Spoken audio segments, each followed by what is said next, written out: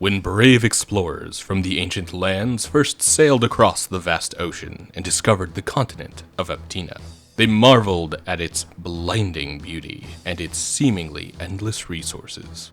Some of these explorers quickly decided to settle in this strange new world, while others returned home with fantastic stories of the natural wonders they had seen. These amazing tales inspired tens of thousands of citizens to exchange the boredom and squalor of their lives in the ancient lands for the thrill of the unknown.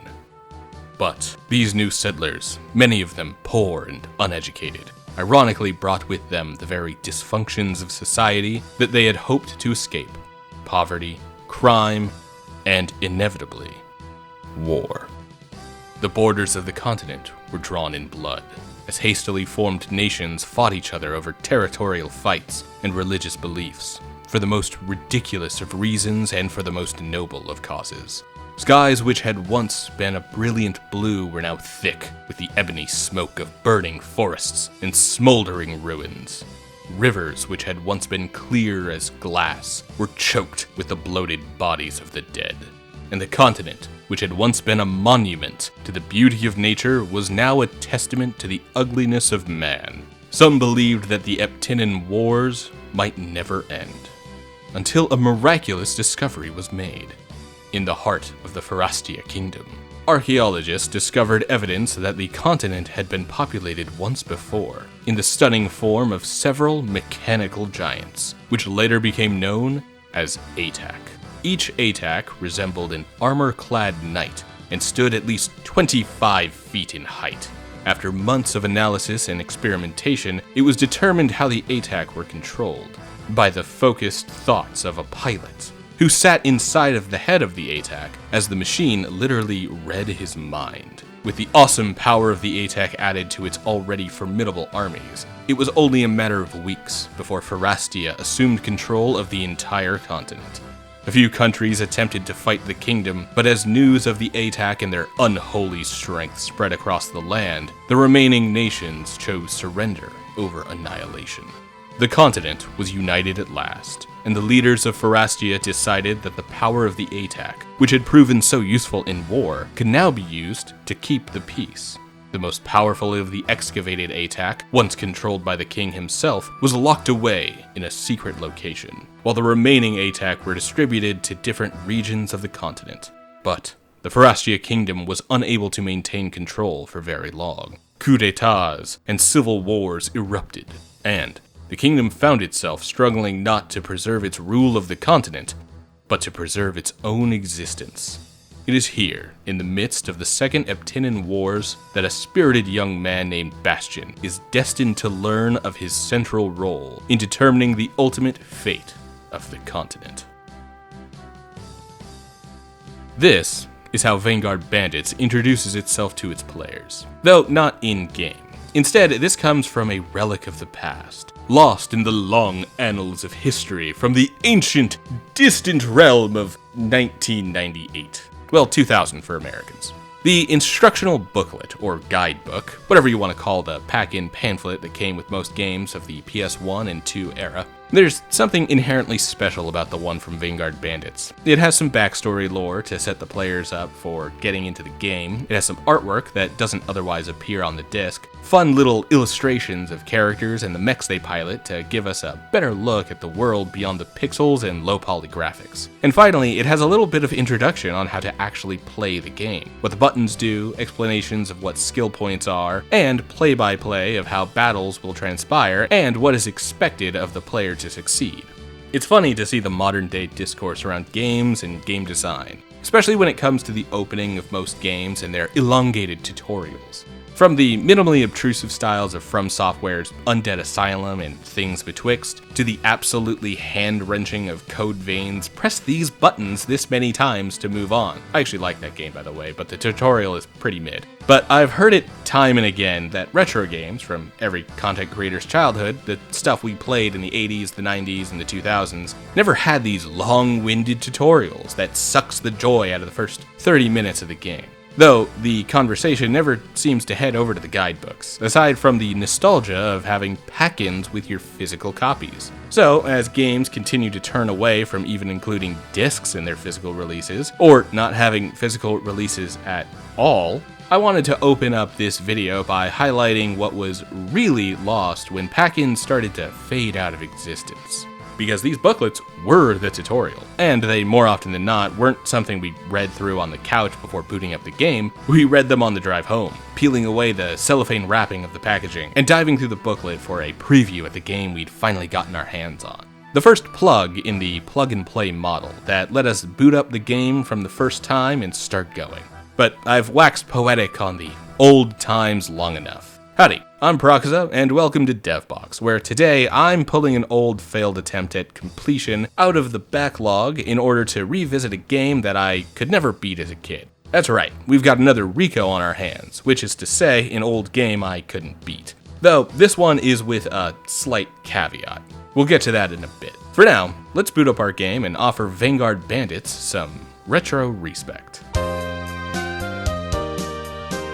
There's a version of this script that doesn't start with a nostalgic trip into the history of guidebooks, and instead tries to introduce this as the Gundam-inspired follow-up to a cult classic Japanese horror game that nowadays is lauded as the foundation of the survival horror genre, Clock Tower. Hell, something about Clock Tower or Twilight Syndrome might still make it into the title or thumbnail. Still, it would be disingenuous to tie the most famous examples of developer Human Entertainment's game catalog to Vanguard Bandits. This wasn't a secondary project by Suda51 or Hifumi Kono. Instead, this was helmed by Takashi Aiko, a programmer and developer who worked for Human Entertainment until the developer filed for bankruptcy in 2000. Ironically, the very year that our topic of today finally came to the West, thanks to the helping hand of Working Designs.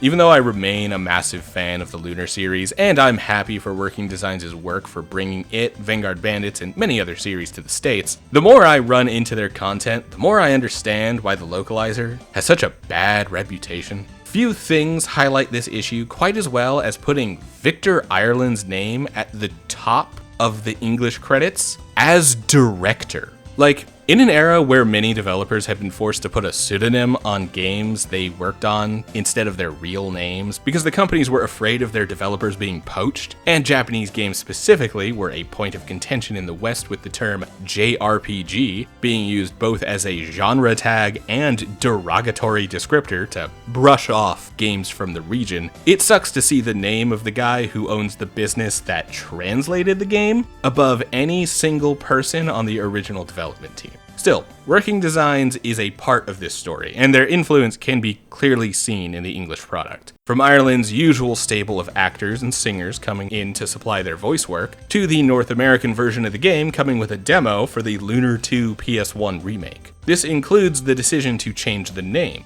Starting as Epica Stella, the objectively better name over Vanguard Bandits if I have to say, this game is actually a bit of a divergence for Human Entertainment, regardless of how you categorize the company, either as a foundational developer in the realm of Japanese horror media, having pioneered the survival genre in its earliest days, or, as Working Designs considered them in their description in the guidebook, primarily a creator of sports games like their Fire Pro Wrestling series.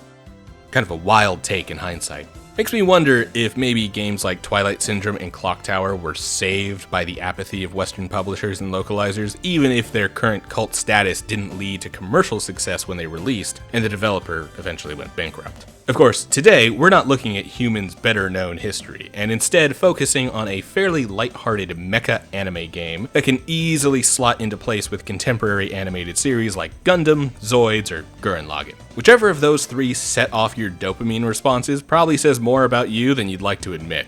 For me, it's Zoids. Still, if it hasn't been made obvious by now, the most notable history of Vanguard Bandits is less about its actual development and more about the people around the game. The big names from Human Entertainment, Suda and Kono, were not involved in this game at all, and Aiko would leave game development after his employer would go defunct. The most information to find about the development cycle for Vanguard Bandits is in that name, and how Working Design decided that Epica Stella made everyone at the office think Stella from A Streetcar Named Desire, and how their initial title change was going to be Detonator Gauntlet. But Midway didn't want the game stepping on their Gauntlet series, which clearly that was a hot commodity in 2000. I mean, they had a new game coming right around the corner.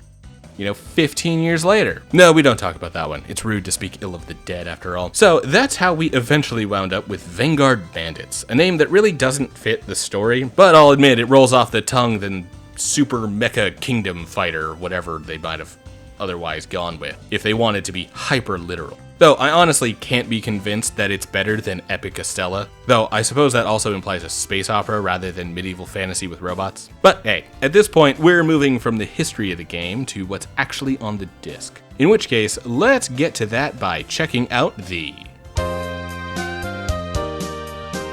In terms of presentation, Vanguard Bandits puts its best foot forward before you've even pressed a single button, with an opening cinematic that immediately sets the tone of the game and gives us an early look at some of the characters and the mechs they'll be piloting. This type of animated opening FMV was fairly popular back in the 90s and 2000s among JRPGs. Games like Wild Arms 3 would open with one that I would really love to talk about on the channel at some point, and we already have talked about another example a while back with another game published by Working Designs, Lunar Silver Star Story Complete, my favorite game ever. Considering how much I love that game and its opening and its, well, everything, I was surprised to immediately recognize the singing voice of Luna, Jenny Stigel, doing the opening song here, titled Believe My Heart. To be free, how much anguish will you have to bear? Sword in hands, we're on the dead, vengeance is soon to come. Embrace light, choose the path of just nobility.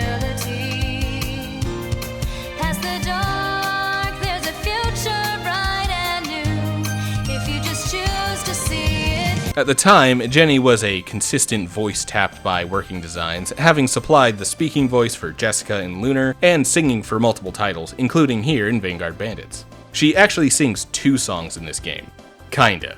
But we'll get there in a while. After the opening, however, we get another incredible song on the title screen, this one titled Together. Once again, fans of Lunar will recognize the singer for Together as Shia Almeida, who provided her singing voice for Fighting Through the Darkness, the opening song for the English version of the original Sega CD Lunar, The Silver Star.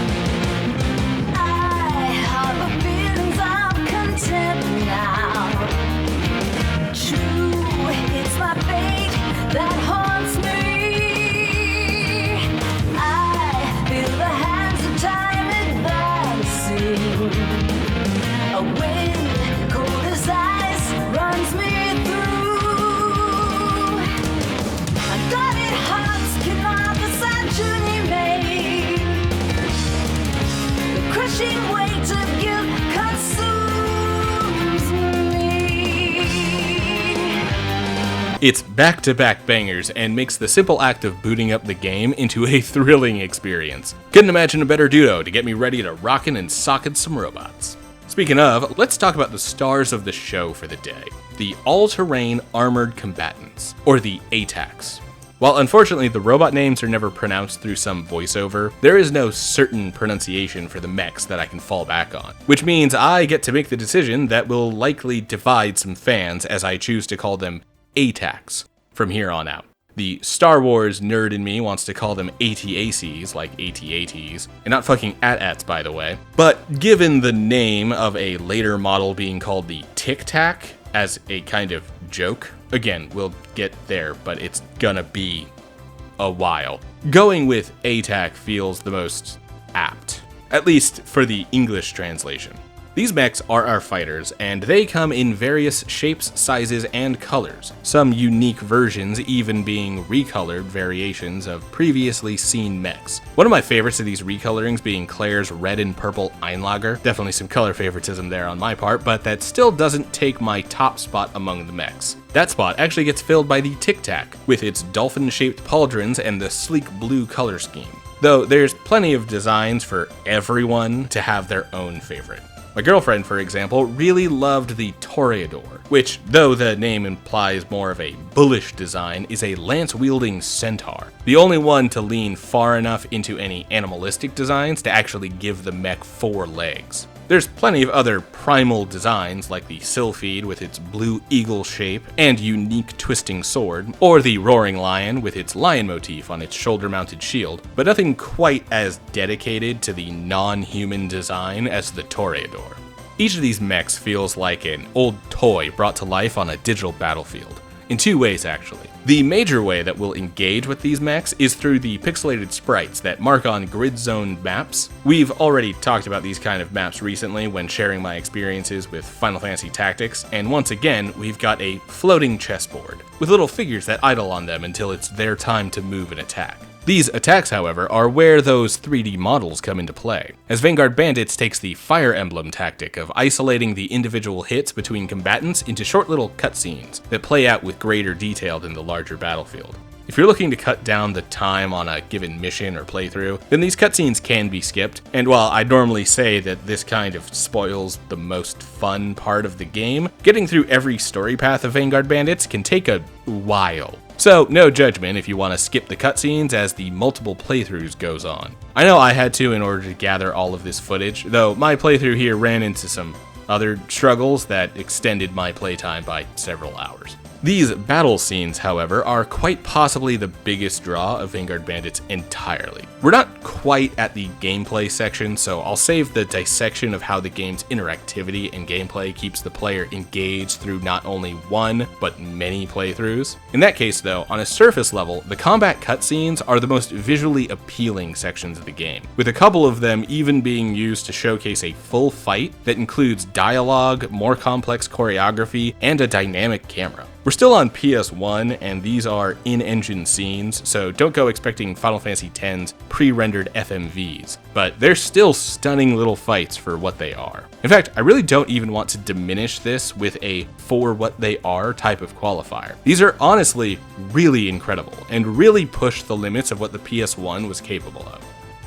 So, visually speaking, Vanguard Bandits really is a stunning experience and very much makes its visual identity known right from the start, and delivers on a great time for most of its runtime. However, there is more to the game than these combat maps, including little rooms with character sprites of the human pilots, kinda, standing around and talking. Don't get me wrong, these moments are when most of the story happens, and that story is fantastic, from the melodrama to the comedy to the suspense, but not really much in the way of action. These scenes are successful at delivering on plot and characterization, but we're a long way from Final Fantasy Tactics' action sequences, with characters slapping the shit out of and stabbing each other. It's all talking heads before moving into the next battlefield. This sure would be a great time to segue into the combat, huh? Well, too bad, I still need to talk about the soundtrack, because we never really went over anything outside of the opening songs.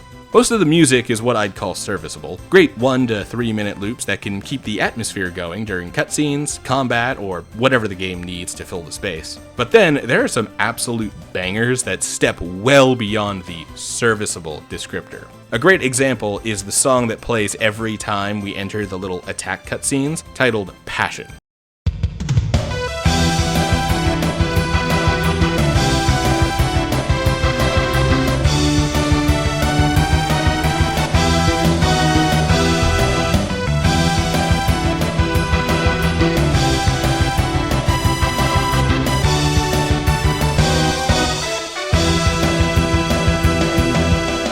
What do you know? Another game where my favorite song in it is called Passion. That was a Kingdom Hearts reference, by the way, for those unaware of what the second game's opening song is called in Japanese. Then there's the oddly named but wonderfully composed track, Throb.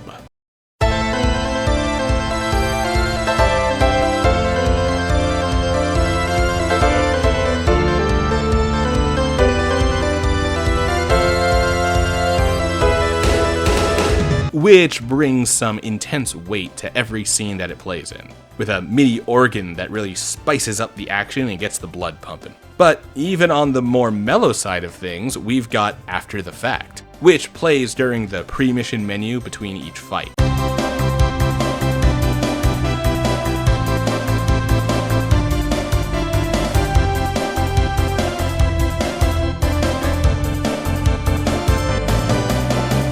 Altogether, it makes for a solid soundtrack that really carries a playthrough from start to finish. Excellent work from composers Koji Niikura, Masafumi Takada, and Chiyomaru Shikura, as well as sound director Chiharu Sugiyama. It's honestly kind of hard to track down who to credit for the soundtrack as a whole, as the in-game credits don't really name any one overall composer, instead naming the individuals who worked on the vocalized songs Believe My Heart and Together, as well as the Japanese exclusive track Tomorrow to Start, which didn't get an English version and doesn't really appear in the North American release of the game. Also, this credit section is kind of embarrassing. Working Designs sure as hell made sure we knew that they were the English staff, but for Sugiyama? Sure, let's drop her name so low below her title that it fuses with the start of the animation staff credits. This is only the person responsible for the soundscape of not only Vanguard Bandits, but also Clock Tower and the Twilight Syndrome series. No need to put respect on her stardamn name, right?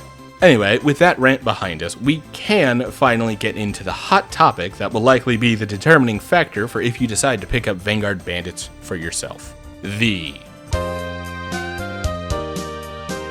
When talking about Final Fantasy Tactics, I made it a point to comment on how the entire game is a series of menus where the entire structure only emphasizes the strategy battles, with a few exterior menus that supplement the combat with no level of variety or modal shifts from moment to moment. You are either preparing for turn-based strategy battles or engaging in them. That is the beginning, middle, and end of the interactivity in Final Fantasy Tactics. Well, Human Entertainment saw that stripping down of everything superfluous in order to laser focus on delivering compelling strategy combat, and said, "Hold my sake." To put this in perspective, some playthroughs of the game only get access to the shop 3 times before credits roll.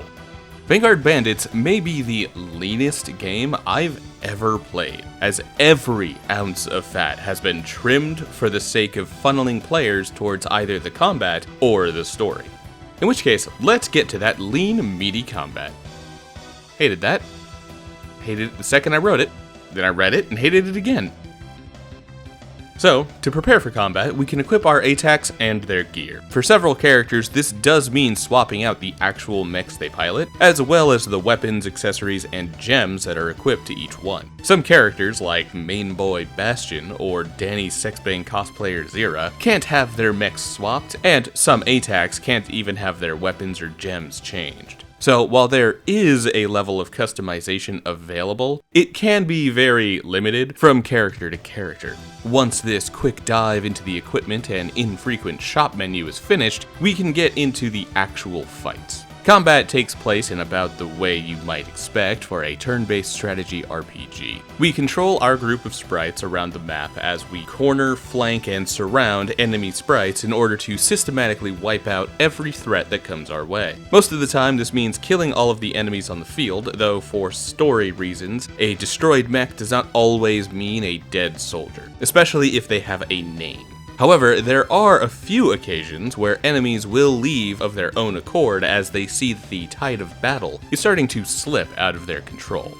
Our fail state during these fights is usually if the protagonist Bastion is defeated in battle, though sometimes losing requires a full party wipe, not only Bastion. There are even some fights that can be won, but will still progress the story if either Bastion or the whole crew go down in the process.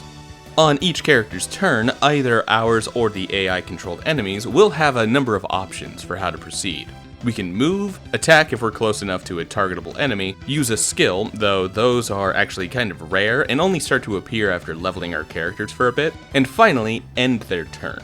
We can also check out some info, look at the turn order, and even look at enemy and other character stats. But for the most part, our actions are move, hit, end, with the occasional buff thrown in there if you want to get really technical. However, part of the depth of Vanguard Bandits' combat system comes from the options that we have when choosing how to attack and where to move. For one, it's pretty much a given that choosing a location to the side or even behind an opponent is always going to give a higher chance of success. There is technically a downside to attacking from behind, but the game doesn't really make that all too clear, and if you're playing well enough, it'll never actually come into play. More on that when we get to the story paths and endings, of which there are many. Moreover, the direction of an attack can also determine what the defending character can do in response. This goes for the enemy fighters as well as the player characters. If attacked from behind, then the only option is to try and avoid the attack, which has the lowest chance to succeed out of most responses, but completely avoids damage if successful. However, when attacked from the sides, the defender can now attempt to defend, which will generally guarantee that the attack will succeed, but it will do significantly less damage. Or, instead of defending, characters can choose to respond with their own attack, as long as they are within range, as some attacks have an extended range while others need to be dealt against adjacent targets. This can be a risky play because it can fatigue the defender, and some attacks have a knockback effect that will cancel any attempts to respond, but it can help to whittle the enemy down on their own turn, so it can't be discounted as a plausible response to being struck, and sometimes optimal. Finally, if attacked from the front, characters can attempt to counter. This is the highest risk, highest reward response to being hit, because this will stop the attack in its tracks and deliver a blow to whoever attacked. However, it generally has a very low chance of actually working, and if it fails, then the defender will take additional damage for failing to properly counter. With all of those tools in mind, the amount of decisions that the player needs to make from turn to turn doesn't stop at who to attack from what angle, and how to respond to taking hits. There's also a complexity to the specific attacks used, for a more general slash or thrust to the more powerful strength slash or strength thrust, as well as several special attacks that can be learned from character to character based on the attacks they're controlling and the gems slotted into them. Some of these are powerful enough to one-shot boss-level enemies if they hit correctly, though they can hold a heavy cost of both AP and FP.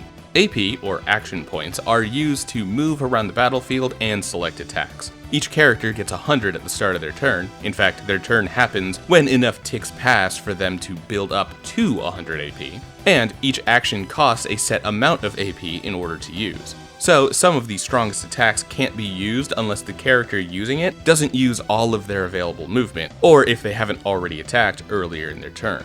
FP, however, is where things get tricky. These are fatigue points, and these climb up over time, only reducing when ending a character's turn with a surplus of AP. If a character's FP hits 100, then they will be completely frozen for a number of turns, and a frozen character cannot defend themselves in any way. They lose their turn, and any attack made against them from the front, back, or side will automatically hit, no matter how low the attack's accuracy rating is. There are a few exceptions later in the game as characters start to get access to skills like parry, but for the most part, a frozen mech is a sitting duck waiting to be blasted by every enemy within range until they are inevitably wiped off the battlefield. Mitigating FP growth is a key factor to some of the later fights, especially considering that the AI-controlled units will isolate targets that have already accumulated a high amount of FP, and attempt to freeze and slaughter them before the player can do anything about it. This happens all the time, by the way. Don't worry if one or two characters gets absolutely ganged up on, especially Barlow and Reyna. The AI fucking hates these two for some reason. Barlow I get, but Reyna can actually be really useful later on, so maybe try not to let her die too much, because you'll need her to survive enough to get some experience to level up. The leveling system is kind of interesting, and gives a lot of opportunity for customization through a playthrough. However, I do think that this is one of the misses that Vanguard Bandits makes with its extremely lean approach to gameplay. To put it in modern terms, the leveling system is very similar to the Dark Souls series. Not that Vanguard Bandits is even close to a Souls-like, it's not a 3D Metroidvania. After gaining a certain amount of XP, a character will level up and be given 3 points to be dumped into any combination of 6 attributes. Base, which increases overall HP, Power, which increases overall damage dealt, Dexterity, which increases the chance for attacks to land, Agility, which increases the rate at which they get turns as well as their evasion chance, Defense, which lowers damage taken, and Weapon, which combines with Power to also increase overall damage.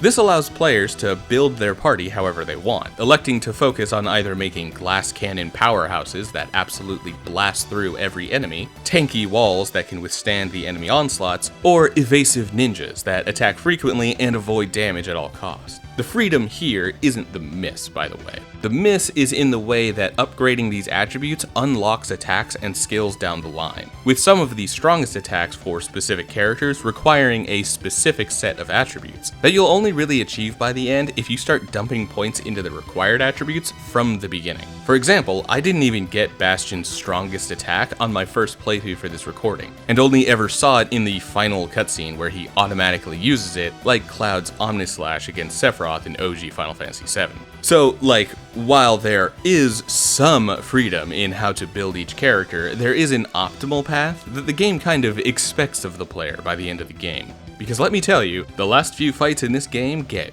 rough. One of them is why Vanguard Bandits had been on the Rico list for my brother and I the first time we tried playing through the whole game. This somewhat flimsy approach to customization means that we can make Bastion into a glass cannon if we want to have a bad time through the final few missions. Or, we can actually unlock his best attacks and have a reasonable chance against the final boss without needing to rely on cheese strats to sacrifice the rest of the party in order to get some damage on him. But we're starting to get ahead of ourselves. Dropping character names and talking about final fights, it sounds like we're leaving the combat breakdown and we're ready to get into the... So, the story is actually why I'd considered Vanguard Bandits a Rico until making this video. Don't get me wrong, my brother and I did get hard stuck on a specific mission when we were kids, and as such, Brian never actually beat this game. Myself, however, I gave it another chance a bit later. In high school, when I was maybe a little wiser, but still not done growing for sure, had a better idea of what strategy games might be expecting of me, and I did manage to roll credits. However, I rolled credits with the worst possible ending. There are 5 endings in total across 3 different story paths. The Kingdom path is the general progression of the game, with a few choices that can be made here and there to change some character recruitments and how the middle of the story plays out. But it concludes on 2 possible endings on the final mission. The Empire path is a special challenge mode that some even consider to be the best path of progression, because it has the option for some of the best characterization and also leads to 2 possible endings decided right before the final mission. I'll give my thoughts on it when we get there, but I certainly understand why the Empire path is often considered the best by the fanbase. Finally, there is the Ruin path, a sort of New Game Plus that can only be started if the player has already rolled credits once, and offers a much more comedic playthrough, and even unlocks some interesting secrets. This one should be considered as far from canon as possible because it absolutely ruins some characters, hence the Ruin path. This one also only has a single ending, so no need to run this one back for extra finale. When picking up this game again now, and also when I'd picked it up again during high school, I held a specific memory in my head about that one mission that walled my brother and I. It was a bright green field with a fountain in the center, and we were attacked by a group of incredibly powerful ATACs, known as Sharkings. But beside that, I never really knew when to expect it. So keep that fight in mind as we head through each playthrough. As for the playthroughs themselves, each one consists of exactly 20 missions, though there is some overlap between each path, so there are a total of 56 unique missions that can be played out across all 3 paths. This includes the starting few missions that are always the same, a few branching detours in the middle of the Kingdom path, and the 5 endings. Fun fact, there is actually a secret prize rewarded for getting all 56 missions and seeing every model of mech. We'll talk about that after getting through the Ruin path. As for the seemingly small number of missions across an entire playthrough, most missions are impressive set pieces with twists and turns across many encounters that really pushes the level of strategy required to come out on top, as the opposition found at the start of the fight generally isn't going to be all we find until the end. For now, let's open up on the Kingdom path, and I'll show you the very first ending I ever got that kept this in my head for nearly 20 years as a Rico, even though I actually rolled credits. Technically. Yeah, we're going for the Kingdom path bad ending, starting low and getting higher as we go. This is also where I'd like to break for spoilers. I know we've barely gotten into establishing characters and their interactions with each other, but the game starts throwing twists and turns from pretty early on, and I honestly think that the stories of the various paths are worth picking up the game on their own. So, if you want to get a true, unabridged version of events without my thoughts, praises, and critiques influencing your opinion on the game, then you're free to get off here, or you can skip to the conclusion at the time code on screen if you still want to hear my final, unspoilery thoughts before giving the game a try for yourself. Okay, so everyone here ready to hear the full story of Vanguard Bandits? Great. Let's get into this. We open up looking out over a cliffside as Bastion and his father, Camorge, spar in a secluded section of the Farastian countryside. Eat your heart out, Breath of the Wild. Human Entertainment did the looking out from the hilltop opening 2 decades earlier, though the camera pan is kind of in reverse. As we train, Puck and Milia arrive to warn us that the nearby village is currently under attack by the Imperial soldiers from the Jinaris Empire. This is a pretty short fight, with Bastion and Camorge being somewhat outnumbered in a 4-on-2 encounter. However, some backup arrives quickly in the form of Reyna and Ione, 2 warriors of the Avalon Defense Corps, an ally of Pharastia, who've come to put down the Imperial onslaught. The 4 fight together to repel the Imperials and agree to travel together. There's a few quick comments in here where Bastion mentions Reyna and Ione being beautiful, and as we continue, Reyna claims Bastion to be quite the looker, but nothing really develops from any of that. On my first of the playthroughs for this filming, I wasn't sure if there would be romantic options or divergent paths, aside from the ending that I knew could go bad. So I tried to go all in on the Bastion-Reyna romance through the morale menu that we can get to between fights. But that's not really the point of the morale system. We actually won't touch on it more until we get to the endings, so don't feel like you need to keep it in the back of your mind until then. For now, Camorge insists on traveling with Reyna and Ione through to Araba Castle, the current frontline territory of the leadership of Pharastia, thanks to how far the kingdom's claim on the continent has been pushed back by the Empire. He's looking to meet with a man named Galvis Derrid, who he seems to have some tentative connection with. We even get a quick look at life in the Empire following our villain for the evening, General Faulkner, and a conversation he has with Princess Sadira. She's worried that members of the Imperial Army have been abandoning their post and terrorizing the continent as bandits. Faulkner doesn't think much of it and appeases her request with empty words as she resolves to go check out the situation herself. He's only a military commander and not a member of the royal family, so he does technically need to bow to her authority. For now.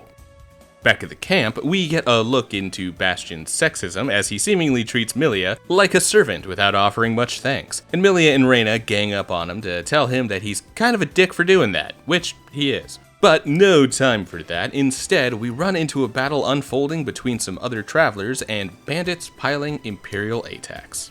Chapter 2 opens up with 2 men named Devlin and Barlow in attacks being surrounded by bandits who plan on killing them and stripping their mechs for parts to sell. Our 4-man group of fighters jumps into the fight to help out. Meanwhile, Devlin and Barlow don't really participate in this fight, opting instead to keep themselves defended in their attacks while we take care of the bandits. As the numbers seem to be spiraling out of our control, another group of Imperials shows up in unique mechs. This is none other than the Imperial Princess Sadira that we saw before and her personal bodyguards. Fortunately, they're on our side, and it's an easily fought victory with the 3 of them helping. In fact, seeing them fight, this might have been nearly impossible if they hadn't chose to fight alongside us. Once the battle ends, our parties parley for a moment, but we arrive to an impasse as Bastion's hatred for the Empire is too great to agree to make peace with Sadira and her bodyguard Franco. Though we do exchange pleasantries, with Franco regretting that perhaps different circumstances might have allowed us to be friends, and Camorge admitting that these were honorable people. We also meet Andrew, an Elvis-looking guy who has apparently been traveling with Devlin and Barlow, though he doesn't seem to be much of a fighter himself, instead staying on the sidelines while the fighting took place. Another scene with Faulkner shows us that he apparently butts heads with every member of the royal family, as the prince, Sadira's brother Dyer, bursts into the hangar with some attacks and demands that he be allowed to the front lines of the war. He's clearly jealous of his sister's activities out on the field, and also hungry to earn some glory to his name, as the war over the continent appears to be waning in heavy favor of the Jinaris Empire. Meanwhile, our party continues to head for Araba Castle, finding ourselves stopped at Makwi Bridge, needing to fight our way through if we want to get to our final destination. At this point, we can pretty easily see the rhythm that the game is going to take. We get into a fight at the start of each chapter, do some cutscenes, get a quick look at what's happening with Faulkner and the Imperial Army, then the main party gets attacked and we move into the next mission. In this case, we need to fight Faulkner himself and Prince Dyer and his bodyguards. It looks like Camorge has Faulkner covered, which leaves the rest of us to fight Dyer and his men. Our team now includes Devlin and Barlow, which means we actually have a bit of an edge in numbers on our side of the bridge, and Camorge is quickly stripping down Faulkner's men. So that should go pretty well. You know, as long as Camorge can hold the bridge. Oh, shit. Faulkner bodied Camorge with that sick samurai duel both pass through and one falls bit. This is one of those few times where the game actually choreographs the fight as it plays out, and I really love this one. We're only about an hour and a half of gameplay in, and we're quickly given some good footage to chew on, with the dramatic weight of Faulkner beating Bastion's father in a fight. But we've seen a lot of folks get wrecked and not die at this point. Hell, Dyer can either escape or be beaten here, and he'll still survive the fight no matter what. Probably nothing to worry about here. Now, for the end of this fight, this is actually the inflection point that can diverge the player into the Empire path. But I actually haven't unlocked it yet, and the Kingdom path is also better for a first playthrough anyway, so we'll continue to follow it this way. The rest of the encounter is pretty by the numbers though, as our team tears through the remaining bodyguards that don't escape with Faulkner and Dyer. Then the following cutscene shows Camorge. Oh, he big dead, isn't he? Well, time for some heavy backstory exposition. Camorge explains that he isn't really Bastion's father, but is instead the most trusted bodyguard of the late king of Pharastia, and he escaped the capital when the Empire attacked it while Bastion was a baby, taking the crown prince with him on the king's orders. We can tell that Camorge is telling the truth because the king in the flashback also has green hair, something we've only seen on Bastion. The hair is actually never mentioned in dialogue, though people do realize who Bastion is by looking into his eyes from here on out. Very funny to not be like, oh yeah, green hair, only one guy had that, so you must be his son. We also learned that Faulkner might have some trauma he's dealing with that has twisted him into the hateful killer he is today, as his father was betrayed and killed by the king of Pharastia, though it's pretty heavily implied that the initial betrayal was a ploy masterminded by the Emperor of Janaris. He seems to be pulling more strings than he lets on, and starts to groom Faulkner into a tool to use in the future. As we see from the fact that he absolutely trounced Camorge, it looks like the Emperor succeeded and indeed has a powerful fighter at his disposal. After Camorge dies, and we learn that Bastion is the last hope for the Pharastia kingdom, we meet with Duke Zera, who offers to help us take Erebba Castle, which it would appear has been taken by the Empire, and has imprisoned this Galvis man who Camorge was trying to meet with before. Interestingly, Chapter 4 actually starts with some cutscenes instead of immediately opening on the fight. Guess the original formula would have left way too much talking after the bridge fight, so it gets split up here. We're introduced to another recurring villain we'll be seeing a lot of down the road, Zakov. It would appear that Zakov doesn't really get along with Faulkner and doesn't do well to taking orders. After the others leave, Faulkner thinks to himself about the trouble that Prince Dyer is causing him by rushing out into battle again. He also has the funniest pouty face as he contemplates killing the Imperial Prince. We've seen this portrait before, but it's so fucking funny to see him pout as he thinks to himself, Dyer was once a mere annoyance, but now he is the threat to my plans. I must deal with him carefully. Next up, we see Ione save Galvis from some Imperial guards. Ione's guards have small dicks joke is a bit on the nose, and to throw some levity into the situation of finding a man in prison who's been tortured by the evil Empire, Galvis mentions that he really needs to hit the shitter after they get out of the dungeon. Piss on the ground, dude. Make the Imperials clean it up.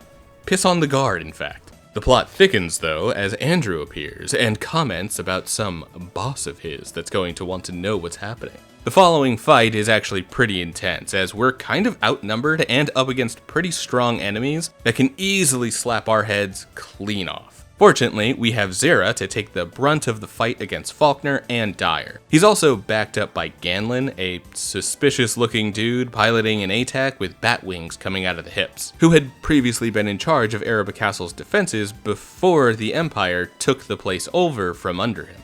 As the fighting continues, more units join the fray, and not only does Sidira show up with her bodyguards, but Zakov also comes out to make the final assault against Bastion & Co.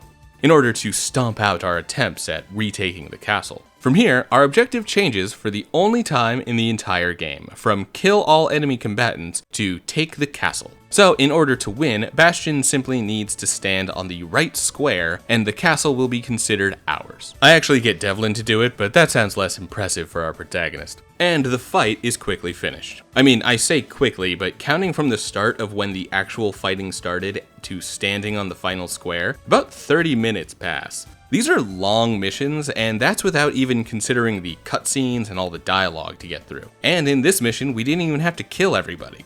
Speaking of dialogue though, we've got a lot more before the next chapter starts. In this case, we're getting a bit more exposition dumped all over us. For one, it turns out that Camorge wasn't actually the name of the man who raised Bastion, it was really Alucard, and he was Galvus's brother. Galvus had believed him to be dead after deserting the king at the capital, not knowing that he'd left on the king's orders to save Bastion and ensure the kingdom's future. Bastion struggles with the truth of what's happening and almost resolves to head out to the front lines of the war and fight against the Imperial army until they eventually kill him. Melia and Bastion's other friends help him resolve to take on his role as the new king of Pharastia, and seek out a powerful ATAC that Galvus is convinced will turn the tide of battle in the kingdom's favor, the Ultra Gunner. It's a legendary ATAC that is said to only be piloted by the royal bloodline of Pharastia, meaning Bastion is the only one who can pilot this earth-shattering mech. So yeah, our ragtag bunch is gonna defeat the Empire,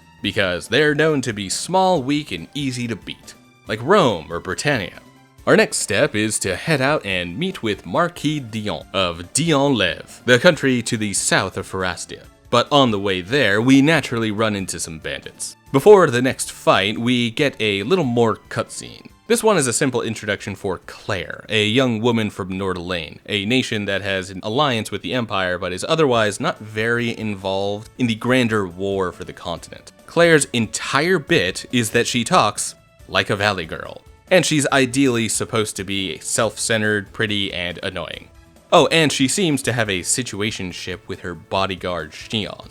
For our purposes in the Kingdom Path, that is the end of her characterization. She doesn't even show up at the start of the next fight. Instead, we fight some bandits. It would appear that even more Imperials have defected and taken their ATACs to become bandits preying on travelers and refugees fleeing the war. At this point, Galvus has joined our party and is kind of a powerhouse, though our best fighter is by far Duke Zera, who we actually don't get to control, even though he's now joined us for 2 fights, and has been acting as an advisor for Bastion since we met him back in Avalon. After pounding the bandits for a while, Claire finally shows up, and we need to fight her and her retinue.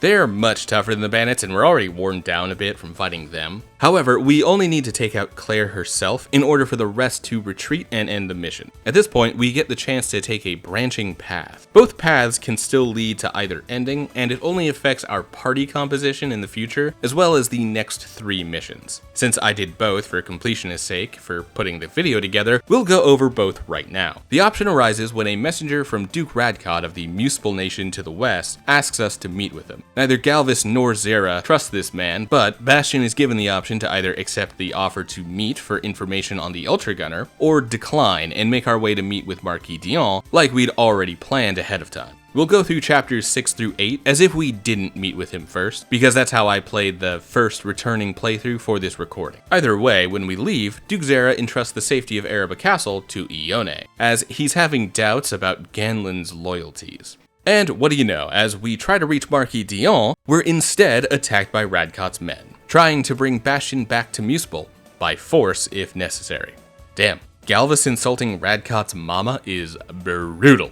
This fight is the most ordinary strategy encounter in a while. No mid-fight interruptions or rug pulls to increase the difficulty in the 11th hour. The AI on enemy units also makes a lot of these fights go a lot easier than they could, as the enemies in the back often refuse to come attack us if we haven't already beaten the front line first. Zera, however, has no such qualms and will charge right through if he so much as sniffs enemies in the distance.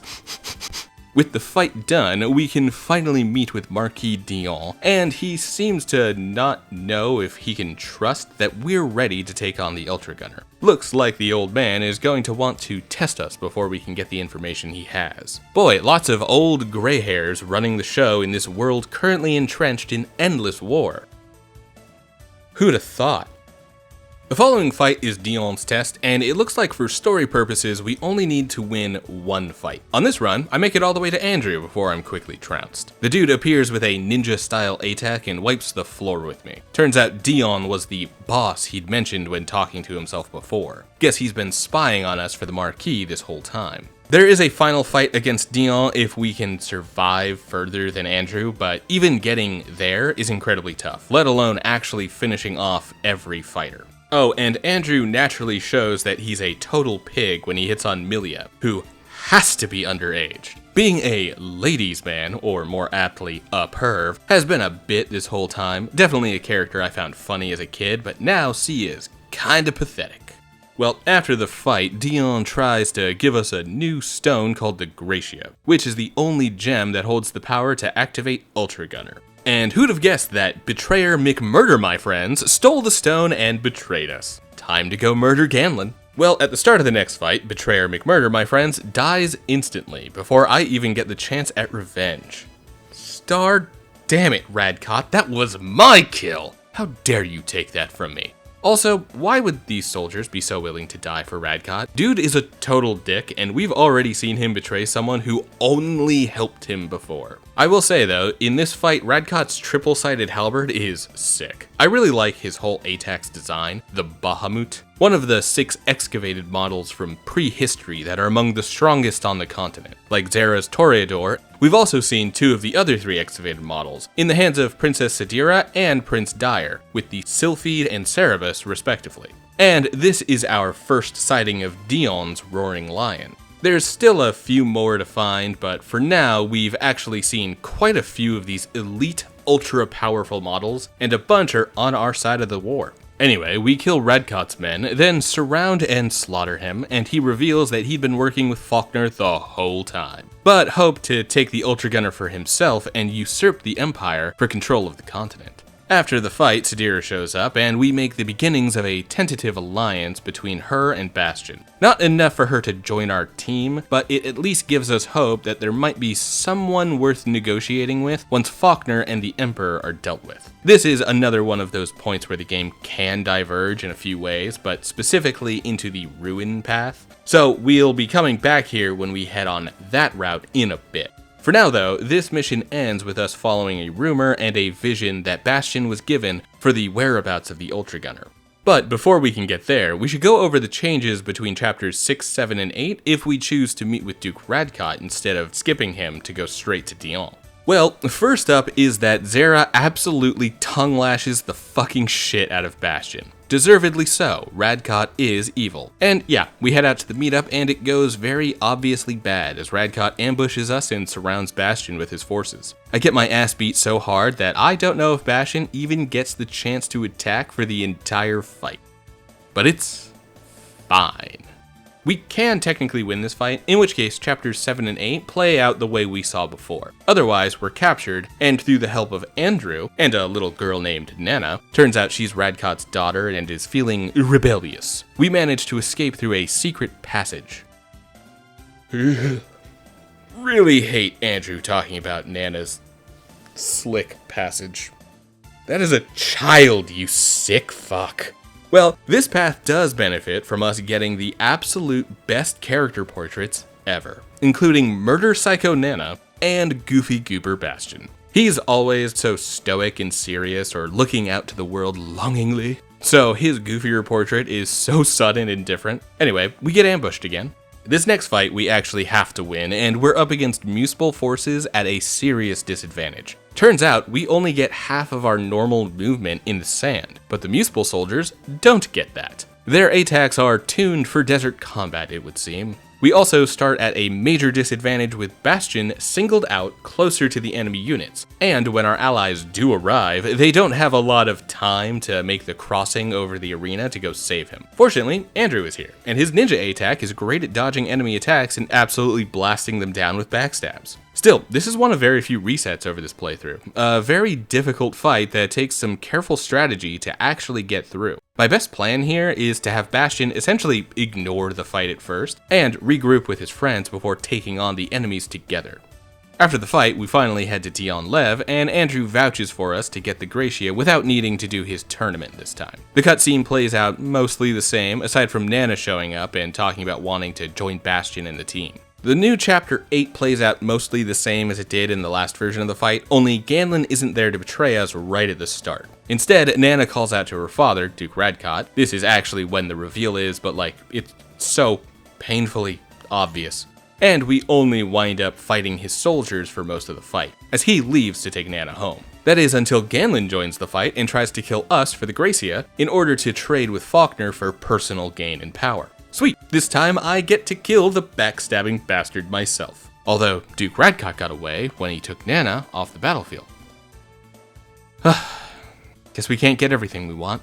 In the end, Ganlin even has a change of heart and assures Bastion that the decision to betray was a mistake, wishing the boy luck in his fight against the Empire and Faulkner. And once again, Sidira shows up and we're back to the exact same path as before. Although, not before we get one extra scene, one where the messenger that first invited us to meet with Duke Radcott in the first place is revealed to be an agent of General Faulkner, and assassinates Radcott in his bedroom. Nana is also there and sees it from a hidden location. A few missions later, she actually joins our team, and she's a great addition, to be honest. She winds up piloting Radcott's Bahamut attack, and can actually become one of the best fighters in the game. If I had to pick one of these paths to be better, I'd have to go with the meeting with Radcott version. The fights are more interesting and certainly more challenging, and Nana is a massive improvement to the team when she joins in a few chapters. Well, as long as we're sticking with the Kingdom path and don't redirect to Ruin when talking to Sidira here. Regardless of which option we pick for how to deal with Radcott and Ganlin, Chapter 9 opens with Bastion heading into the shrine to find the Ultra Gunner, and the rest of the team has to hold off the advance of Faulkner and his men until Bastion can complete his mission of unlocking the legendary ATAC. After a few turn cycles, Bastion appears in the fight, and we get a nice everyone gets to talk moment as everyone congratulates him on meeting his destiny. Then, Faulkner tries to hold Milia hostage in order to get Bastion to give up the Ultra Gunner. Sidira appears and ends that part of Faulkner's plan, but she can't fight against her own general, so we have to fight him and the rest of his men for ourselves. Fortunately though, Milia escapes, and we triumph after using the Ultra Gunner to absolutely slaughter the rest of Faulkner's squadron. We also get an audience, as Lord Alden and Melior of Hibernia to the north appear in the corner of the map. They don't help, but they don't fight us either. Guess they simply want to watch and see how this plays out, really taking their stance of neutrality seriously. Once again, Faulkner escapes, and we only need to finish off his remaining forces. After the fight, Bastion explains in more detail how he'd found a statue that looked like Ultra Gunner, that then came to life and became the legendary ATAC when he arrived with the Gracia. Unfortunately, in all of the commotion, it would appear that Milia has run away, ashamed that her capture almost cost Bastion his birthright once. We send out a search party, but duty calls us back to Avalon. In Chapter 10, we get a good look at how the world has been moving while we've been gallivanting off in our quest for the Ultra Gunner. Turns out, Faulkner's machinations have managed to leak into Avalon, and Ione's father, Kydal, has staged a coup against Zera. However, as Zera sees that he's let his people down and nearly makes peace with Kydal, the others note that they've already turned to Faulkner's side entirely, and are only really here to kill Zera. The soldiers kill Kydal, and we find ourselves embroiled in yet another fight. They even get back up partway through. What's most interesting about this fight, however, is that this is the very first time that we're given control of Duke Zera and his Toreador. He's been on our team since Chapter 4, and he's always fought of his own accord until now. But with Faulkner's influence on Avalon revealed, and Bastion having earned the Ultra Gunner, Zera's faith in us is complete, and he's now willing to follow orders. It's small, but I really love this attention to Zera's character and the ludonarrative being expressed in this way. I know ludonarrative dissonance has become a boogeyman of video game reviews, but a bit of resonance on that front is always welcome. Anyway, we grind the bad guys into dust and smear their fleshy insides into the gears of their ATACs until there's nothing even human recognizable in the carnage. A bit too much? Sorry, I suppose I go for extremes when it comes to betrayers and mutineers. After the fight, we talk it out with Zera for a while, and he resolves that he needs to join us to fight against the Empire, as Avalon will surely be the next to fall after Pharastia. With Zera now joined the team for real, we all move forward on our war effort against the Empire. Starting with trying to take back the Pharastia capital, which had been captured back in that flashback when the king sacrificed himself to let Alucard and Bastion escape when Bastion was a baby. Our first step on that plan is to meet up with a compatriot of Galvez, a man named Thompson, who has positioned himself near the front lines of the fighting against the Empire. As we help him out, unfortunately we find that Thompson is also a traitor, and we need to kill him and beat up Zakov again. This is actually the first chance we've gotten to beat Zakov. He was a bit too strong back at Erebor Castle for us to feasibly take him out without Faulkner eventually joining the fray and kicking all of our asses. To be honest, at that point, I was also worried that letting Zera die might affect my playthrough in some way, and I was really trying to avoid getting the bad ending this time. Also, I never mentioned his ATAC before, but Zakov uses a blue version of the Einlager, the same model that Dyer's bodyguards and Claire use, although all three of those examples have unique color schemes to their specific mechs. While Claire's might be my favorite, I really do think that Zakov's blue is a sharp color choice, very similar to the Alba that Bastion started in, which has now been passed on to Devlin in this playthrough. This shade of blue with red and white accents makes for some of the best color designs on these mechs in Vanguard Bandits.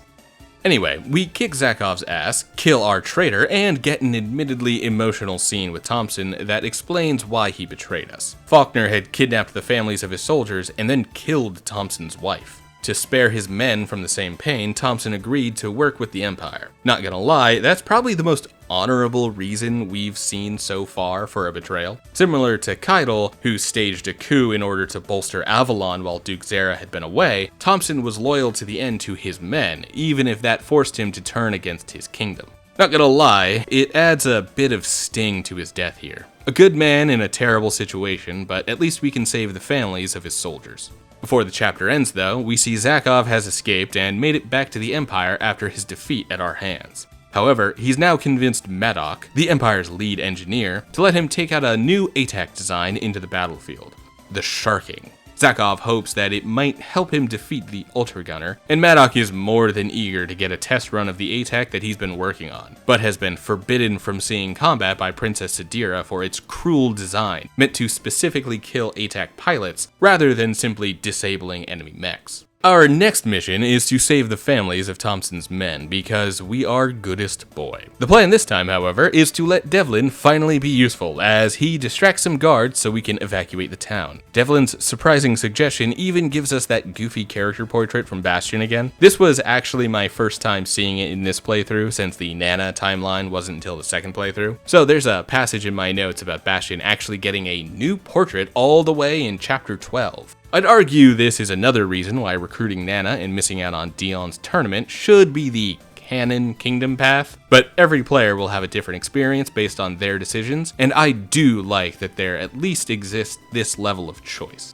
Try as I might, Barlow gets axed in this fight. Turns out, losses don't mean losing the character. This isn't Ogre Battle or Fire Emblem. However, it does seem like Bastion and Barlow have lost a bit of respect for each other in the morale menu over the lack of leadership and performance when Barlow fell in battle. Harsh. I'd been playing very carefully up until this point actually, so this was the first ally death in my entire first playthrough. At this point, I wondered if maybe this is the level that had hardwalled my brother and I as kids, because I remember the sharking and the green environment, but this still isn't quite the right location. Doesn't match the old memories enough. Granted, that old memory sees actual grass and not a green texture over flat ground, so do what you will with decades old memories of PS1 games. Eventually, Sadira joins the fight as well, having caught wind of Zakov's intent to use the sharking in battle. Zakov resolves to kill her here and now, if that's what he has to do to get away with his nefarious dealings. Oh, the villains get more villainy. It's a hard-fought victory, but we do eventually get the win on Zakov and his men. That sharking is no joke. It deals heavy damage, deals knockdown with standard attacks, and has a ton of health. Hopefully, this is the last we see of that experimental model of ATAC. Hopefully. After the fight, we have a one-on-one talk with Bastion and Sadira, and it seems as though these two are not only aligned in their goals to end the war through peace, but they also seem to be taking a liking to each other. In a romantic sense. Neat. After Reyna had spent most of the game flirting with a brick wall, it's a surprise to see Bastion actually vocalize his romantic interest like this. The last thing we see before the next fight is a conversation between Dyer and his bodyguard back in the Junaris Empire. It would turn out that the Emperor has been found dead. It appears that he was murdered, and fingers among the nobles are pointing in Dyer's direction, accusing him of killing his father for a chance at the throne. Dyer has been seen to be a bit of a glory hound and has been buddying up with General Faulkner quite a bit lately. The bodyguard enlightens the prince of the auspicious situation and tells him to immediately take up the mantle as emperor, in order to smoke out the real culprit and lay a trap for him. I believe we all know who the real murderer was, right? You know, it's kind of funny how much filler a game with only 20 missions per playthrough can have, because it doesn't really feel like the battle for Nor's castle in Chapter 13 is really all that necessary to the plot. It's another castle that had formerly been part of the Phrastian kingdom before it was seized by the Empire after the king died. Still, this is the last holdout before we can make our final approach on the old Phrastian capital and reclaim everything that the kingdom had lost to the Empire. However, story-wise, this is a pretty by-the-numbers fight against a bunch of Imperial soldiers. The fight itself is dynamic, and comes in two phases split across either side of a mountain that we open the fight at the top of. Best practice is actually to split our forces here and have one team fight on the west end of the map and send the other to the south. Reinforcements also adds an extra wrinkle to the conflict, as both teams gets assaulted by elite fighters about halfway through the encounter. After the battle, Galvis comments on how joyful he is to finally return to Nor's castle, and that he is already well prepared to retake the Phrastian capital. We also get a view of Puck here. While we've seen him in the equipment screen, the character hasn't really been utilized in the story for a while. He appeared early on to explain how we were fixing up everyone's ATACs, and he was there to be worried when Milia first ran away, but considering that he's basically Bastion's adopted little brother, he really hasn't had much of a presence in the story up until now. Hopefully one of the other paths will fix that. Alright, it's finally time to take back the royal capital, and it would appear that there is only a smattering of Imperial soldiers on guard at the front of the city. Good, we won't have to waste too much effort taking these assholes out. Well, that's what I get for opening my big fucking mouth. Nah, this fight is actually pretty simple. We've already got the bodyguards and Dyer kind of surrounded as soon as they appear. A real strategic snafu on their part, to be honest. Dyer, however, is quite the threat on his own, but we fortunately still don't need to kill him. Once again, he and his lead bodyguard will flee if he takes enough damage. So then we only need to take out the remaining three and the fight is won. A surprisingly simple fight for one with so much narrative weight. Like, we're here fighting off the newly crowned emperor in order to take back the royal capital. This should be an event, but the random castle before this was way more taxing and dynamic. I will say, Dyer did mention something about holding out for reinforcements before he left, and that might have made this fight a bit more fun. In the cutscene after the fight, we actually see Dyer and his bodyguard running away. The bodyguard even gets a name, Chief Matisse. And then Faulkner appears to goad that he's the one who killed the Emperor, and that he intentionally never sent reinforcements. Well, you know what? That kind of covers my critique of the fight for the capital being too easy. It actually was, for story purposes. Once again, some solid ludonarrative. This game is really nailing that lately. Either way, Chief Matisse is killed as quickly as he'd earned his name, and Dyer is captured by Faulkner. It would appear that the general still has use for a puppet emperor. Back with the heroes, Galvis blushes at some compliments. Cute. And we all talk shop about heading up north to Hibernia in order to have a chat with Lord Eldon. That dude who sat and watched on his cuck cliffside when we first got Ultra Gunner. Before we break, Galvis takes Andrew aside, calling him Underoo to get his attention. Yeah, I think that's going to be his name for the rest of this video. Sorry if you're an Andrew fan, but he's Underoo now. He orders him to take care of Bastion, since at this point, Galvis will be leaving our main squad of fighters. Kind of a huge loss, the dude has been a powerhouse on the battlefield. Hell, he's the one who sent Dyer packing in the latest fight. But the chapter's not over. This one has a ton of exposition and some reveals left to show us when we head to Hibernia. Somehow, we don't run into trouble on our way there, though. We meet with Lord Eldon and find out that Melior is Devlin's sister. Turns out this is where Devlin and Barlow are originally from. Also, Melior flirts with Bastion, adding another woman to the harem he seems to be growing, with Reyna and Sidira already flirting with him on occasion. Lord Alden has some more important business to speak of, however. For one, he tells us how his country, Hibernia, had been established as a bit of a failsafe for the honor of Pharastia. If the kingdom was to go down a dark path, then it was his duty to put them back on a righteous one, by force if necessary. Bastion's reputation and benevolent use of the Ultra Gunner for the good of Pharastia has helped to convince Lord Alden that the kingdom is in good hands, and he decides to end his neutral position and join in the war effort against the Empire. It also turns out that another person has been speaking Bastion's praises into Lord Alden's ear. Milia, who ran away here after being caught by Faulkner, nearly dying on her way, and has been cared for by the Hibernians ever since. We get a nice heart-to-heart with Milia, where she decides to throw her hat in on the harem as well. Why the fuck not? Apparently no one can resist Bastion's charms. And as Milia resolves to join us in the fight with her own ATAC, one she takes from the Hibernian army, it's actually the one that Melior piloted earlier on, we get attacked and can finally get into the next chapter. Alright, chapter 14 was a lot, but 15 goes a lot faster. We're attacked by Claire and her entourage. Hibernia and Nordelaine have been tense for a while, and it would appear that Faulkner has pressured Nordelaine to finally make a real assault against Lord Alden. After we take care of Claire, Lord Alden agrees to join us, and we prepare to make an assault on the Empire by heading north through Nordelaine, before eventually getting to the Imperial capital. Meanwhile, Galvus is keeping the Empire's forces busy to the south from his new position at the royal capital. The war effort is starting to fall into place, but our trip doesn't exactly go uninterrupted, as we're attacked by more Nordelainian forces. In this case, it's Claire and her father Logan this time.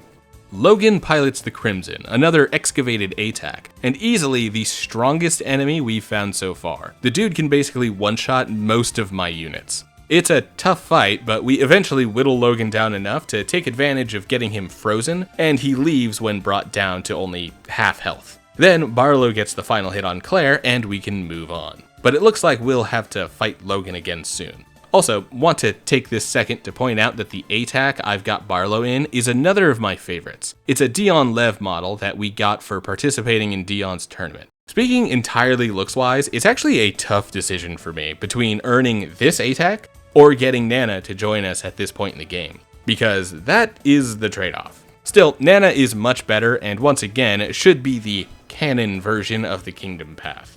Oh, and basically 5 steps into Nordelaine territory, we're once again attacked by Logan. This time, he wants to fight for real.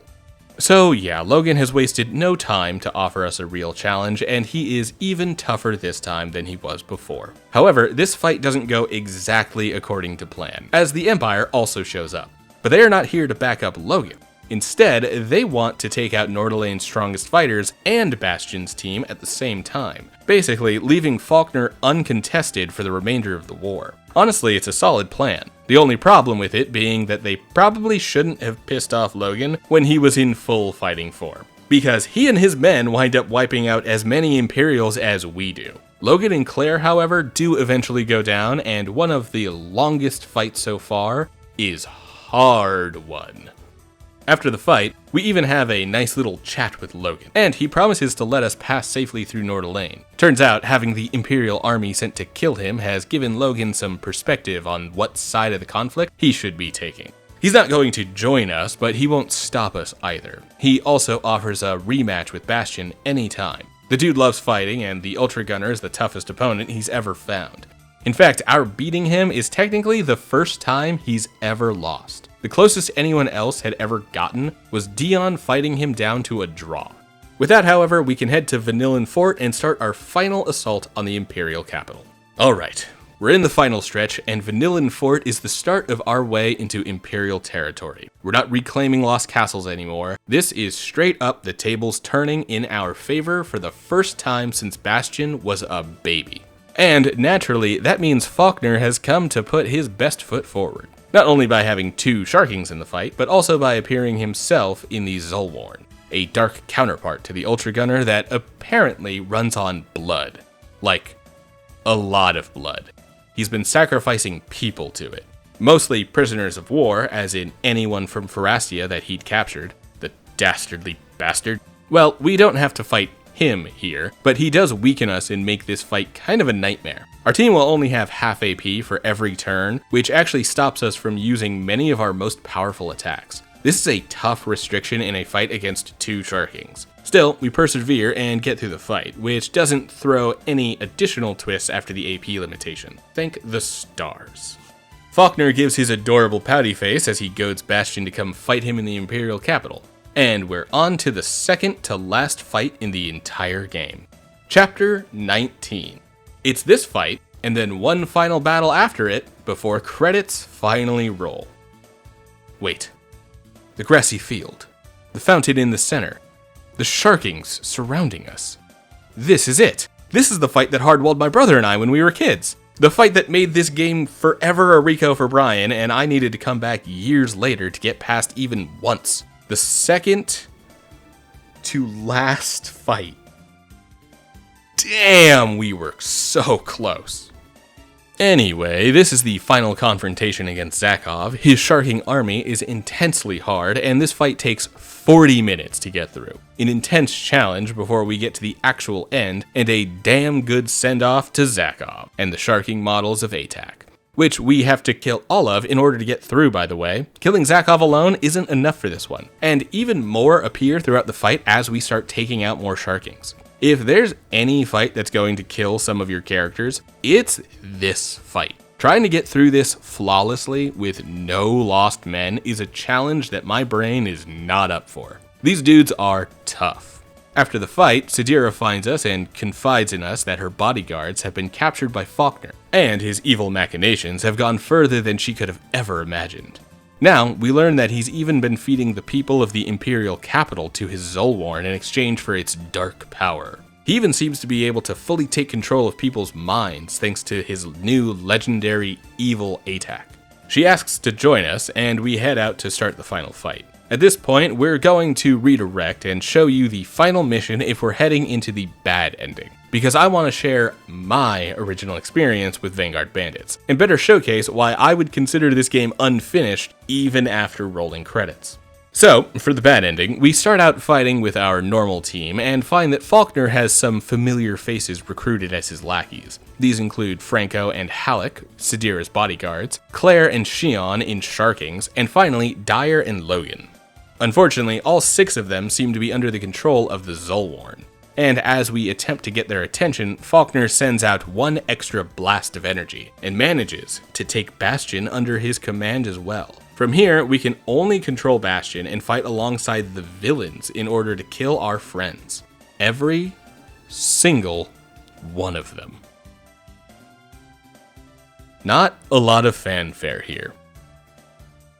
When the fighting is over, Faulkner announces himself Emperor of the continent, and Bastion only becomes conscious after the coronation to comment on killing all of his friends. Faulkner grins one final time, victorious in his attempts to take control of the world, and we go to credits. Do you see now why I don't consider this to be worth calling beating the game? That was horrific. All of my friends are dead, we're a thrall of the villain, and the world is now doomed to darkness. So, let's roll back the clock and go for the good ending instead. In this case, the fight starts out very similar to how it did in the bad ending, with Faulkner having used his evil machine to recruit a bunch of people who all have every right to hate him, and then eventually trying to take over Bastion's mind. However, somehow, this time, Bastion is able to keep hold of his senses, and with the faith of his friends behind him, we fight the villains. The final fight is incredibly difficult. Not only are each of the enemies that Faulkner has recruited basically boss-level threats in their own right, but we also have extra Sharking showing up throughout the fight if it drags on for too long. One benefit is that we only really need to kill Faulkner, but that also brings with it a deficit, because his Zolwarn is incredibly difficult to actually kill. For one, he has over 600 HP.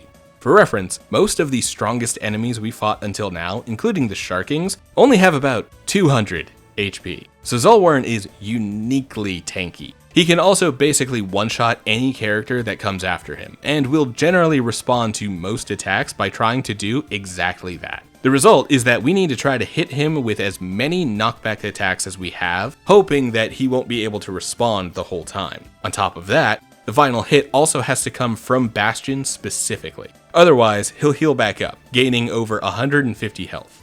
So, we find ourselves needing to specifically get him frozen in time for Bastion to hit him with a final hit from the side or back. Can't be the front because he can still parry even when frozen. This isn't unique to Faulkner, but makes him even rougher.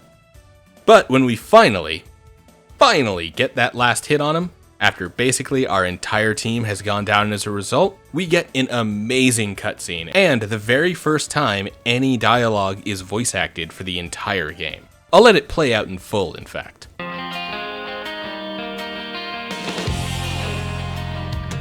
Faulkner, what can you possibly hope to accomplish using Solwarn's black power? It's quite simple, actually. I desire all humanity to bow before me. I will not allow that to happen if it's within my power. You see, the country in which I was born was ruined by the Empire. Or so I thought, until I learned the kingdom had committed that heinous act. That revelation drove me to slip into the Empire. Now that I see the hypocrisy on both sides, I shall destroy the kingdom and the Empire. But Faulkner, there's no need to involve innocent people in your revenge. You seek to destroy both the kingdom and empire. But don't you see? You're repeating the same mistakes you witnessed. At some point, the weak are to be trampled by the strong. It's inevitable. Just forgive and forget. Let it go, Faulkner. It's not a matter of forgetting and forgetting, Prince Charming. This is harsh reality.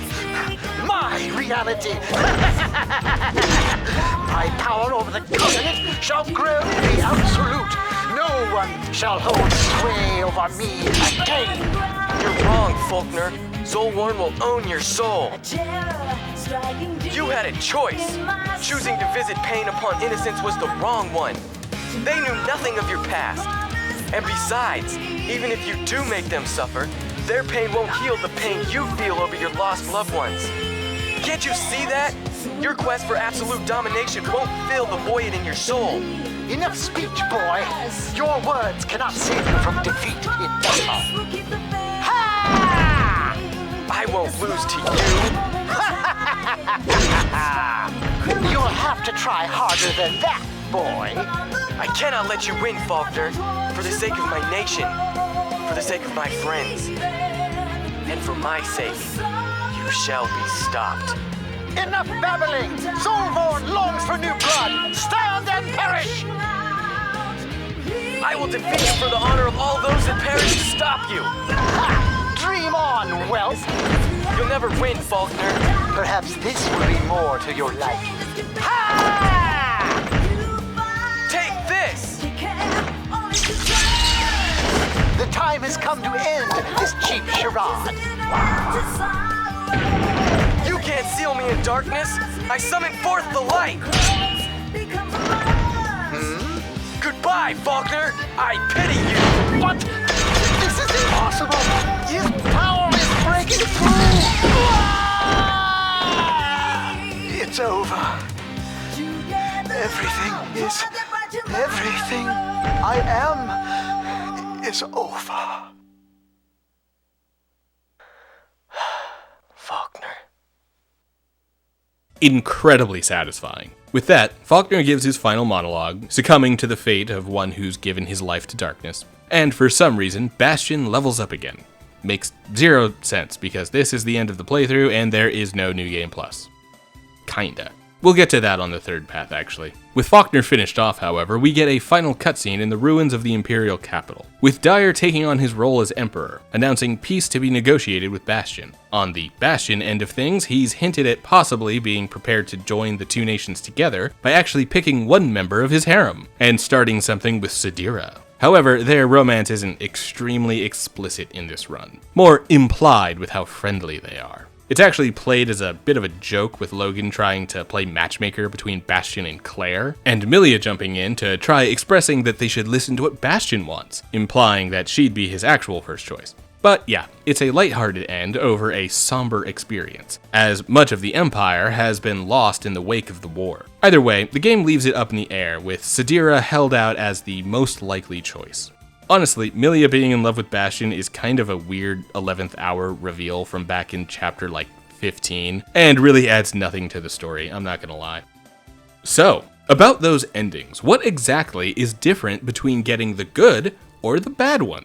Well, that has to do with the morale system, something I really haven't talked about yet, because it's kinda weird and hard to actually mess up. See, before each mission, we can conduct interviews with all of our characters. These are fun little one-line character interactions that can give us a little insight on up to 3 of our party members. Additionally, in this menu, we can see how each character feels about each other. One reason I consider the mechanic weird is because it really doesn't affect anything aside from the endings. Like, it does not matter how much Reyna likes Barlow or Underoo likes Zera. They will always behave the same in combat or during story beats. It can give us an idea of how different characters are reacting to different decisions and whatnot, like noting that a lot of folks wind up thinking lesser of Underoo every time he cracks some uncouth joke. It's a fun little way of seeing how loyalties and personal relationships grow and shift over time.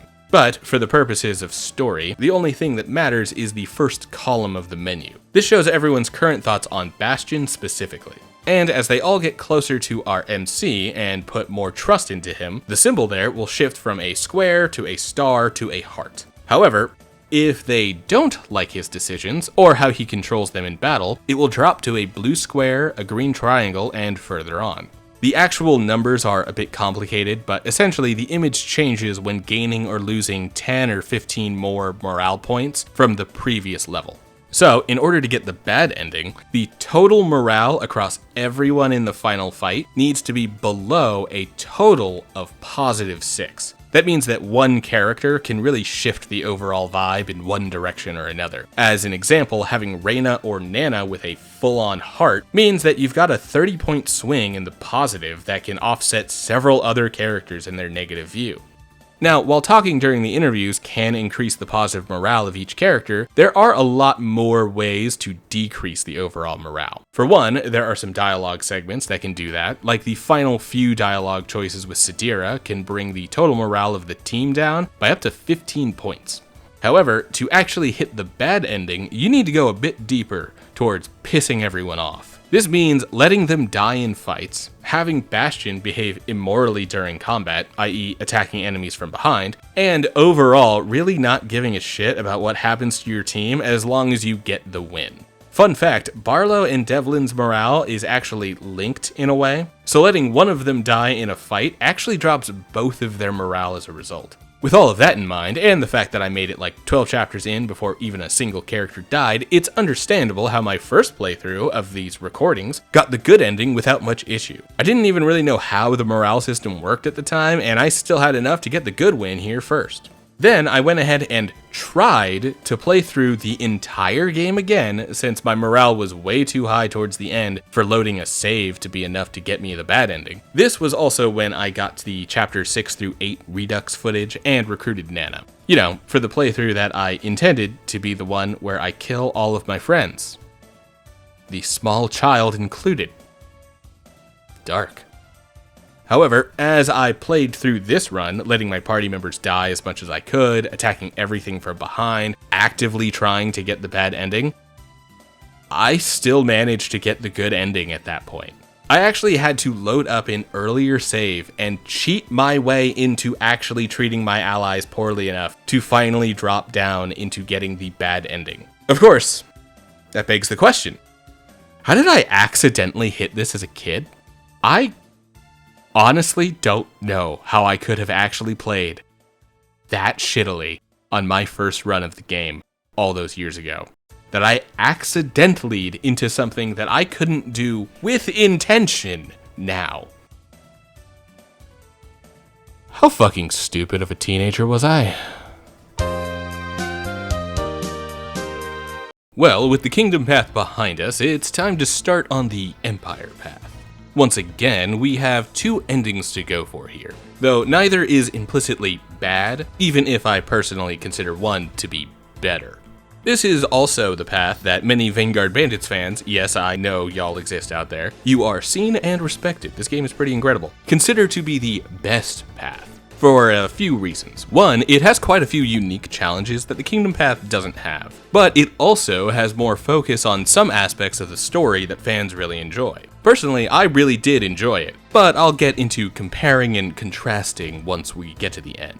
Fortunately, we also get to start a little later into the story than last time, because starting Empire Path requires us to make a specific choice on Chapter 3, which will only be available if we hit a specific level threshold. So let's hurry right up to there. This was surprisingly difficult to get the ball rolling. Hitting level 8 before finishing Chapter 3 is kinda rough. Bastion pretty much needs to constantly farm for final hits on almost every enemy for all 3 starting missions. It took me 3 full attempts to finally hit the level requirement, and that is after running through 2 different playthroughs of the Kingdom Path where neither managed to earn enough experience either. So it's like the 5th try technically. However, now that we've made it through to the end of the Chapter 3 fight at level 8, and Camorge has been killed by Faulkner, we're given a choice to either check on our dying father, where we would receive that exposition dump about being the Prince of Farastia, or we can chase Faulkner down and attempt to extract our revenge here and now. To start on the Empire Path, we need to leave our dying father and chase Faulkner down. That's a dramatic start, I gotta say, and sets Bastion on a path of being kind of bloodthirsty. Very interesting new characterization. So now we can skip learning about Bastion's birthright and move straight on to fighting Faulkner. The first unique chapter for the Empire Path pits Bastion alone against Faulkner and about 6 extra Imperial soldiers, 2 of which are the Einlager piloting bodyguards, who are among the Empire's strongest units. This obviously doesn't go great, as the numbers are well out of favor for us. I managed to take out one guy, and supposedly I could have gotten some good experience here if I'd played more carefully and managed to get a hit off on Faulkner, but this is not a fight that I'm ready to win. After getting my ass beat, however, Sidira shows up right on time, and our situation starts to turn positive. If only a tick. Even though Faulkner clearly knows who Bastion is and wants him for the sake of taking the Ultra Gunner for himself, Sidira is able to leverage her role as princess in order to save us from the general's plans. We are still brought back to the Imperial capital with Sidira, however, meaning that we won't be heading to Ereba Castle or meeting with Duke Zera in Avalon. It's a very different path and will be working from within the Empire itself.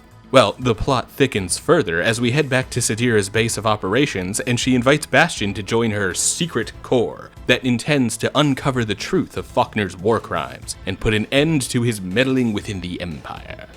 Once again, Bastion reiterates the bloodthirsty path we've chosen, as he claims he's only really out for revenge. However, Franco and Halleck help to convince the boy that this is the best bet for getting that revenge. And Sidira notes that we'll only be fighting corrupt Imperial soldiers that have fallen to Faulkner's corruption.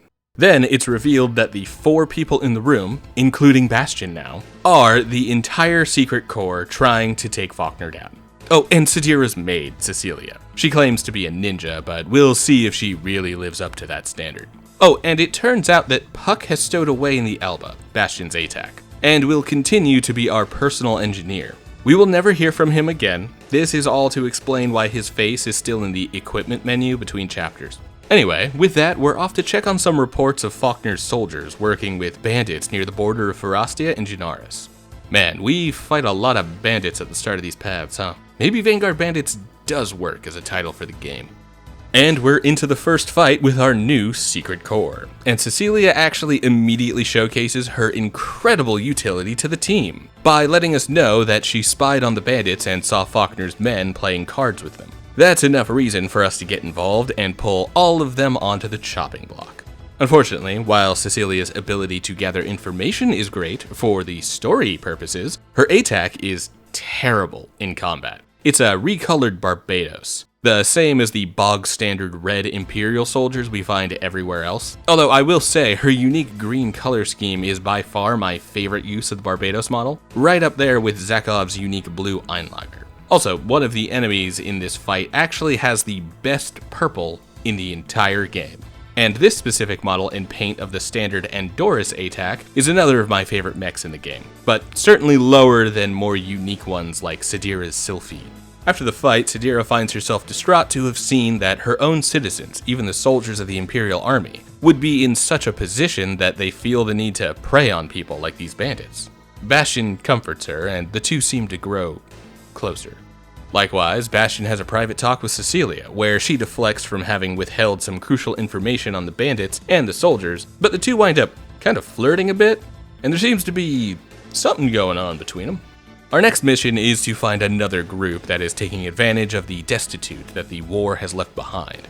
Only this time, it appears to be Farastian soldiers taking their anger out on a town that used to be a part of the kingdom, but had since been annexed by the Empire. Now, these disgruntled soldiers are looking to exact revenge on the traitors who laid down and accepted imperial rule when their town was overrun. So we fight them, and Bastion has to come to terms with the fact that there are cruel and evil men across both countries, and the war isn't quite as simple as an honorable kingdom against an evil empire. As he's seen with Sidira, there are those with honor in Junaris, and now he sees the evil men who fight for Pharastia.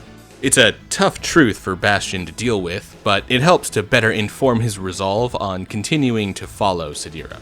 Back at Sidira's headquarters, we get a request from Zakov to help him defend Ereba Castle. An interesting twist on what happened there in the Kingdom Path, and seemingly an explanation for why Sidira showed up there towards the end of the fight last time. For this encounter, however, things are going to go much less smoothly. In this case, Bastion and Cecilia head out to Ereba alone. And a Bastion on his own is a Bastion who is ready to throw hands. He especially seems to get pissed when he sees Ganlin ready to betray Pharastia for whatever power and money Zakov seems to be offering. Still, even though Zakov is not happy to see us attack his new ally, he fights alongside us to take out Ganlin and his men. Although before Ganlin goes down, he seems to recognize Bastion and the Elba. After finishing up Ganlin's men, however, we now need to take on Zakov ourselves. And once again, this is a fight that we can win, but it's kind of unlikely with only Bastion and Cecilia. Probably would have gone better if I'd held my two fighters back and let the Imperials duke it out with the Kingdom soldiers, but Bastion gets his ass beat and we're able to move on to the next scene. We get some strange circumstances in the scene following the fight as Faulkner chastises us for going against the orders we were given to aid Zakov in taking Ereba Castle. Seriously, it's strange to see Faulkner and Bastion talk without being inside of ATACs, and without one trying to kill the other. In this case, Bastion is still pretty bloodthirsty, but it would seem that a combination of his relationship with Sidira and the humbling he received at Ereba hold the boy back from ripping the general's head off here and now. During the conversation, Thompson arrives. It would appear that he's already working for Faulkner at this point, likely still under duress with his wife and the families of his soldiers being held hostage. Thompson also recognizes Bastion and is the one who finally reveals the truth about his lineage in a later scene with Sidira and her secret corps. It's a hard truth to stomach, and Bastion struggles to accept that he's the one Faulkner was after when he killed Camorge, and that he might be the key to ending the war. Fortunately, Cecilia is there to slap some sense into him and get him ready for the next fight. In Chapter 8, we head back to Ereba Castle again. This time, we need to defend Zakov's hold on the castle while Ganlin attempts to take it back. Given that we attacked Ganlin when he was supposed to be handing the place over, he's now firmly back on the kingdom's payroll. Though he still seems to be mostly working for himself and keeping up the kingdom facade for the sake of saving face more than anything. The kingdom army puts up a tough fight, and if we don't intervene, then Zakov's forces will definitely be beaten. I mean, even when we do join in the fight, it's basically down to Zakov alone on the Empire side by the time we finish the fighting. Once again, though, Ganlin manages to escape the fighting before being killed for good. Guess those bat wings on his ATAC are good for something. When the fighting is finished, we head back and start to discuss Sidira's plan going forward. It's becoming clear that Faulkner is working to convince Dyer that taking the rest of the continent by force will be the only way to keep the Empire's hold and bring peace. Which is to say, the kind you get when all dissenters are dead and there's no one left to fight back. Instead, Sidira decides to negotiate for peace with neighboring kingdoms, starting with Duke Logan up in Nordelaine. Apparently she'd spent time with Logan and Claire as a child. In fact, Sidira and Claire have a bit of a schoolyard rivalry between the two, having been friends in military school, but fighting over a boy they both liked. Of course, Claire would be involved in the most high school drama part of the entire game. Fortunately, Logan's fond enough of Sidira to agree to an alliance. Unfortunately, he wants us to fight him in order to prove that we have the strength and resolve to end this war. Great, fighting Logan in Chapter 9 and without the Ultra Gunner. Surely this will go... Actually, that went fine. Honestly, the team in this path is incredible. Between Sidira, Franco, and Halleck, we're a force to be reckoned with, and Bastion is always a powerhouse. Whether he's in the Alba, the Ultra Gunner, or whatever else he might pilot eventually. Nudge, nudge, wink, wink, a nudge as good as a wink to a blind bat. After the fighting, Logan accepts the alliance and offers to have Claire join us on our mission across the continent. Of course, having Claire with us might not be the best option, considering that our next destination is Hibernia. And she's been personally responsible for taking out a lot of their ATACs, as the two nations have been fighting a lot recently. Yeah, so we don't make it far before the Hibernian army attacks us for having Claire in our party, and the following fight is really tough. This is actually the encounter that really taught me how Devlin and Barlow should be spec'd in future Kingdom Path runs. Oh yeah, they're here by the way. The Hibernian forces are super tanky in this fight, and it takes some seriously heavy hits to actually start to whittle them down before they can do too much damage to my team. Fortunately, Sidira has learned her best move at this point, Spiral Dive, and Halleck and Franco are able to kick ass with Wind Strike. So the team manages to get through without too much incident. Once again, the weak link is Cecilia, whose Barbados really doesn't bring the thunder like I need it to. During the fight, Devlin and Barlow even question why Bastion is fighting alongside the Empire now, because while they'd only known him for a short time before their paths diverged at the bridge, they did know him to hold a heavy disdain for Jinaris and the war in general. When the fighting is finished, Melior appears and we're finally brought to have an audience with Lord Alden, with a lot of the blame for this fight being placed on Devlin's shoulders for attacking Claire without a second thought. To be honest, it totally is his fault. After the fight, Sidira attempts to negotiate with Lord Alden, but as his allegiance is still secretly with the Pharastia Kingdom, he cannot join in Sidira's alliance. But as we leave without a strong bond built between her and Alden, the Lord of Hibernia does hint at knowing Bastion's lineage and pushes him to embrace his destiny. Looks like we'll need some new shining armor to get an alliance with him. Later, we also get some information from Cecilia that she appears to be working as a spy for someone other than Sidira. She's a mercenary, and her loyalties are to whoever pays her the most money. She won't say who is footing that bill, but we are given the chance to either promise to keep her secret or show that we're more loyal to Sidira. This choice really only affects our morale with Cecilia, as even if we decide to tell the truth, we have no proof to bring to Sidira, but it can affect the ending we get. More on that when we get to the final 3 chapters of this path though. With those secrets spoken in private finished, we meet with Thompson again, and he tells us where we can find the Ultra Gunner, and that we need to meet with Marquis Dion in order to get the stone to access it. Great work, Thompson. We needed our whole team and a vision from the stone to figure that out in the Kingdom Path, but you figured most of it out on your own. What a great asset to the team. Galvis! What the fuck? Yeah, on the way to meet with Marquis Dion, we're caught in Pharastion territory by Galvis, ironically in the same canyon where we kill Thompson in the Kingdom Path. But while we already knew Galvis was kind of bullheaded, it would appear that not having Bastion there to temper his rage, or have saved him from Erebor Castle for that matter, he too has grown rather bloodthirsty, and only sees us as enemies, even as Thompson tries to tell him the truth about Bastion's lineage. It's an easier fight than the last few, to be honest, but the damage done here is more emotional than physical. While Thompson's death was pretty sad in the Kingdom Path, this version feels so sudden, needless. He dies begging for us to forgive Galvis, still arguing for the man's honor. Got a solid cry out of my girlfriend on this one, and honestly, I don't blame her. This is Thompson at his best, dying to our previously most stalwart companion at his worst. Heavy stuff. Chapter 12 picks up at the border between Dion Lev and Pharastia, where Underoo is waiting to test us on behalf of Marquis Dion. Hey, a new grossest thing Underoo has ever said dropped. If you don't mind, I'm going to enjoy myself here. Yeah. That's good. Anyway, with the fight done, we can finally talk to Marquis Dion, who, during my playthrough, I gave a French accent every time he spoke, and I gotta say, trying to do low-pitch French is hard.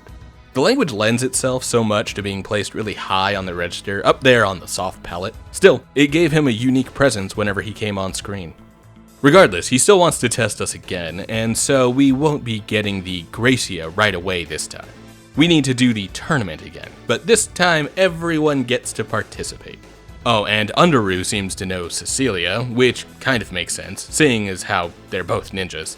But I really don't like the idea of him being familiar with anyone, especially a woman, especially one Bastion's age, like Cecilia is.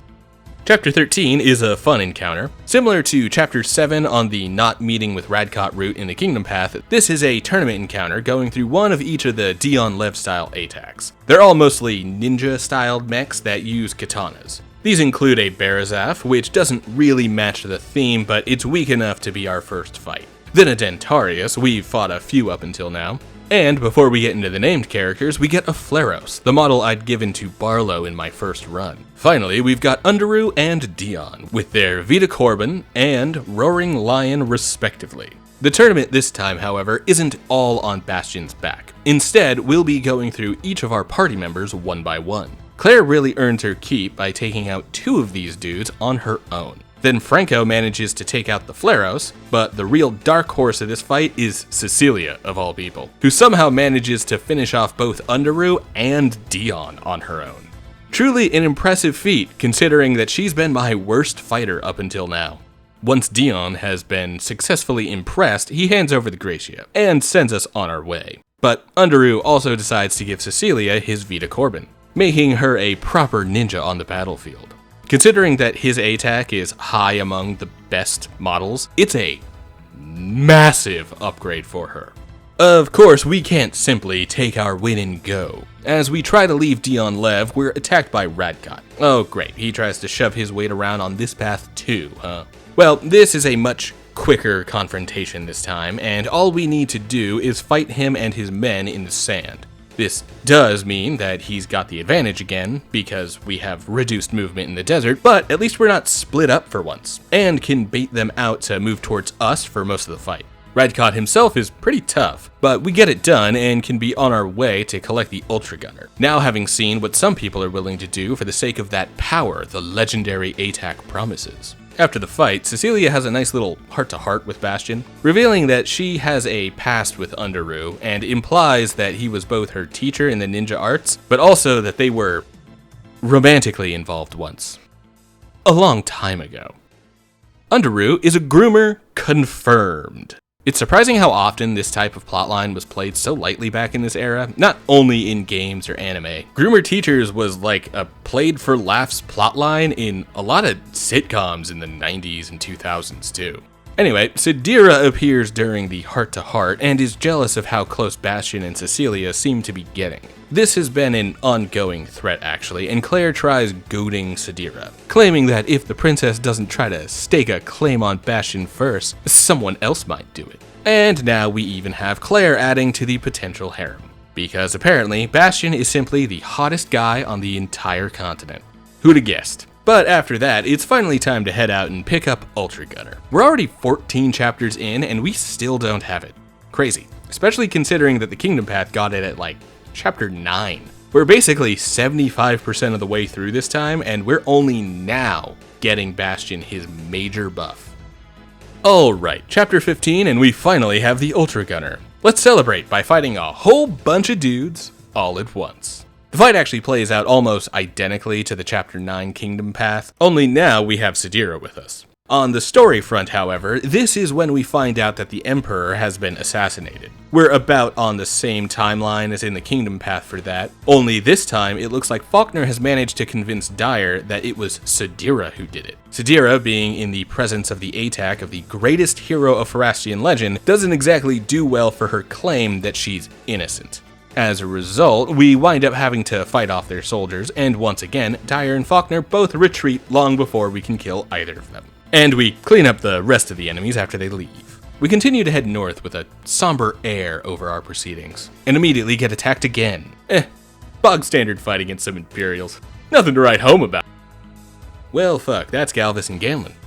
In that case, dearest Vi, I hope this letter finds you well. It has been dark days on the road in this Imperial path of mine.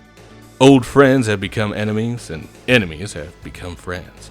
I must say, I find myself growing close to these people who I'd previously sworn to one day defeat. There have been several surprises to see among them, Between the honor of a man like Franco, so dedicated to his cause, and the princess he's willing to put his life on the line to guard, even Claire has managed to get a laugh out of me from time to time. Her and Sadira sure are sweet girls, and they'll make fine leaders when their time comes to take their parents' place on this continent. However, not all days are so saccharine, for it was on this day that our old friend Galvis has found himself on the other end of my sword. Oh, how I pray that we could once again see his cheeks, rosy and flushed at the poking and prodding of Bastion and Zara's compliments. But that fool Ganlon, whispering in his ears, it troubles my heart that we must fight, but duty calls. My every wish is to see an end to this conflict, and find myself once again in your awaiting embrace. Oh, how I miss those peaceful days without war. Until then, my love, there's killing to do. Yours, always, Prakuza. How sad, but no one actually dies here. Galvis and Ganlon both make it out without being killed. We know this because they will show up again later. Vanguard Bandits really pulls its punches more often than not, and then it's got moments like Thompson's extremely unnecessary death that is a complete heart-wrencher. When the battle is finished, we get an honestly pivotal moment. It's another decision that we can make, this time on how we respond to Sadira. She's struggling with how recent events have unfolded. Her father murdered, her own brother now turned against her at the hands of Faulkner, and the general having nearly taken over the Empire and preparing to end the war through countless bloodshed. And of course, the romance peeks back into the story, as she has trouble actually admitting her feelings for Bastion, which then gives us the chance to either press the issue and ask what's wrong, or leave because, hey, she said she wanted to be alone, right? Why would she say something if she didn't mean it? Right. For the sake of the first ending that I want to talk about, let's go ahead and take her at her word and leave. Which ends with Claire barging in and admitting that she's been trying to play matchmaker between Sadira and Bastion. But looks like that might not be happening. The major result of this choice is that it can either raise or lower Sadira's morale. In this case, her morale is dropping hard because we didn't return her affection. Okay, on to the next fight. This first fight against Zakov and his Sharkings is the inflection point of the Empire path. After this, we'll be going towards the two endings which have unique encounters for the last 3 chapters. For chapter 17, however, we're up against Zakov again, and this time he has an entourage of the red model of Sharking. Not gonna lie, even though red is my favorite color, I actually prefer Zakov's blue Sharking over the others. That color scheme is so sharp. Anyway, we beat Zakov down and he comes himself to death. Honestly, I don't know what else to call that face. After finishing the fight, we head back to Logan, and his exact dialogue will tell us which path we're on. He'll either open up with, "Congratulations on your victory," or, "I take it that you were able to repulse their attack, Sadira." For our purposes right now, we'll go with that second option, and double back to the congratulations after we've seen the first Empire ending. Either way, though, we'll decide to head for the Imperial capital so that we can kill Faulkner and put an end to this war once and for all. And as much as I'd love to have Logan join us because he's so fucking strong and his Crimson ATAC is the sickest shit ever, Claire buzzkills the fun and tells him that he needs to stay in Norderlane to defend their nation. So we head to the Imperial border and prepare to storm the capital ourselves. I mean, she's right, but that doesn't mean I want to leave him behind. Eagle-eyed viewers might recognize this location as one of the toughest fights back in the Kingdom Path, as Faulkner appeared with the Zulwarn to reduce our AP by half and make us fight a bunch of Sharkings. Surely, they wouldn't pull the same bullshit. Well, shit. Yes, we're doing this again, but at least it's only a handful of Imperial soldiers. Oh, and all of our friends from the Kingdom Path are here. Fuck. Straight up, fuck.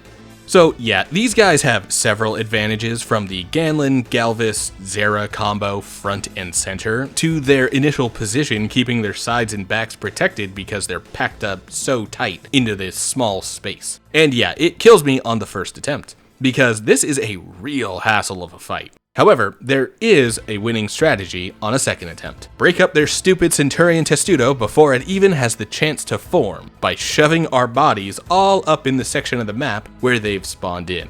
I kinda hoped this might make some of them simply not spawn in, but instead it shuffles them around. Still, this is enough to break their formation and get some much needed backshots off against the toughest men in the group. Crazy strategy, but it fortunately works consistently. More on that in a bit. With our would-be allies turned enemies defeated, we get a nice scene on the hill where we see that we didn't kill any of them. And they will be joining in our assault on the Empire. Not in our party, but like in the background of the story. They're making sure that Faulkner's army can't trample Nordalane and Pharastia while we're busy hunting him and his Zulwarn down. Speaking of which, before we can head in to actually take on Faulkner, we need to hold the line back at the checkpoint that leads into the Empire. In this case, we get a final show-off against Zakov and his Sharkings, as well as one last fight against Dyer. For this run at least. This fight goes a lot better than the previous one, and we can get it on the first try. Still, it's a bunch of Sharkings and Dyer's Sarbalus, not exactly an easy fight by any means. And we get one final meeting moment with Sidira and our allies as we decide what our plan for taking out Faulkner is going to be. With news of a Sharking army storming westward, our entire team has to go defend the rest of the continent, while Bastion and Cecilia go assassinate Faulkner on their own. Again, kind of a brutal shift for Bastion. He's gone from the hope and savior of the Pharasian kingdom to would-be imperial assassin. During the fight, though, it's revealed that Cecilia has been under Faulkner's payroll this entire time. Shocker of the year, huh? Totally didn't call it 15 chapters ago when she revealed she had a separate employer, and now she's finished her assignment of bringing Bastion here. However, as Bastion admits his love for Cecilia, she decides to turn on her former employer, and it becomes a 2-on-1 fight between the new lovers and Faulkner. And Faulkner calls Cecilia a slut for some reason. Weird, honestly. The game is oddly judgmental of Cecilia for honestly being like forced into all of these positions with all of these men until she finally finds love with Bastion. It was the 90s, I guess, and this one's hard to tell if it's on Human Entertainment or Working Designs, but it really makes me feel for this girl. She gets treated so poorly for the sin of being groomed as a teenager. Like, there's some of its time comedy that I've been glossing over prolific use of certain words that no longer fly, but the treatment of Cecilia is by far the worst that this game has aged. Anyway, moving on to kick Faulkner's ass, this is one of the easiest fights against him, but only if you don't mind Cecilia getting killed in order to get the Zulwarn to freeze for long enough for Bastion's Ultra Gunner to finish it off. I hate to do it, but it's the only way. Guess even I'm jumping on the pile of dudes who are simply not giving Cecilia the respect she deserves. With that win though, Faulkner dies, cursing our names as he goes, and we get a final scene with Cecilia back on the hillside that started this entire story. Bastion and Cecilia claim their hopes to live the rest of their lives together, although there is a bit of a gag with Bastion wanting her to change out of the maid outfit, but Cecilia has grown to like it since she's been forced to wear it for so long. They bicker over it as the camera fades to black. Looks like they've already found trouble in paradise. Maybe the other ending will be a little more positive. Let's head back to that chapter 16 conversation with Sidira and see what happens if we don't leave her high and dry for the evening. In this case, Bastion shows worry for Sidira and says that he's there to share her burdens, whatever they might be. Sidira also stumbles on trying to say that she wants to run away with Bastion on their own, but we're still a few chapters from the actual ending, so they kind of admit their feelings, but there's no big kiss or anything. Claire also shows up again and congratulates Sidira on actually admitting her feelings, and Bastion reciprocating the interest.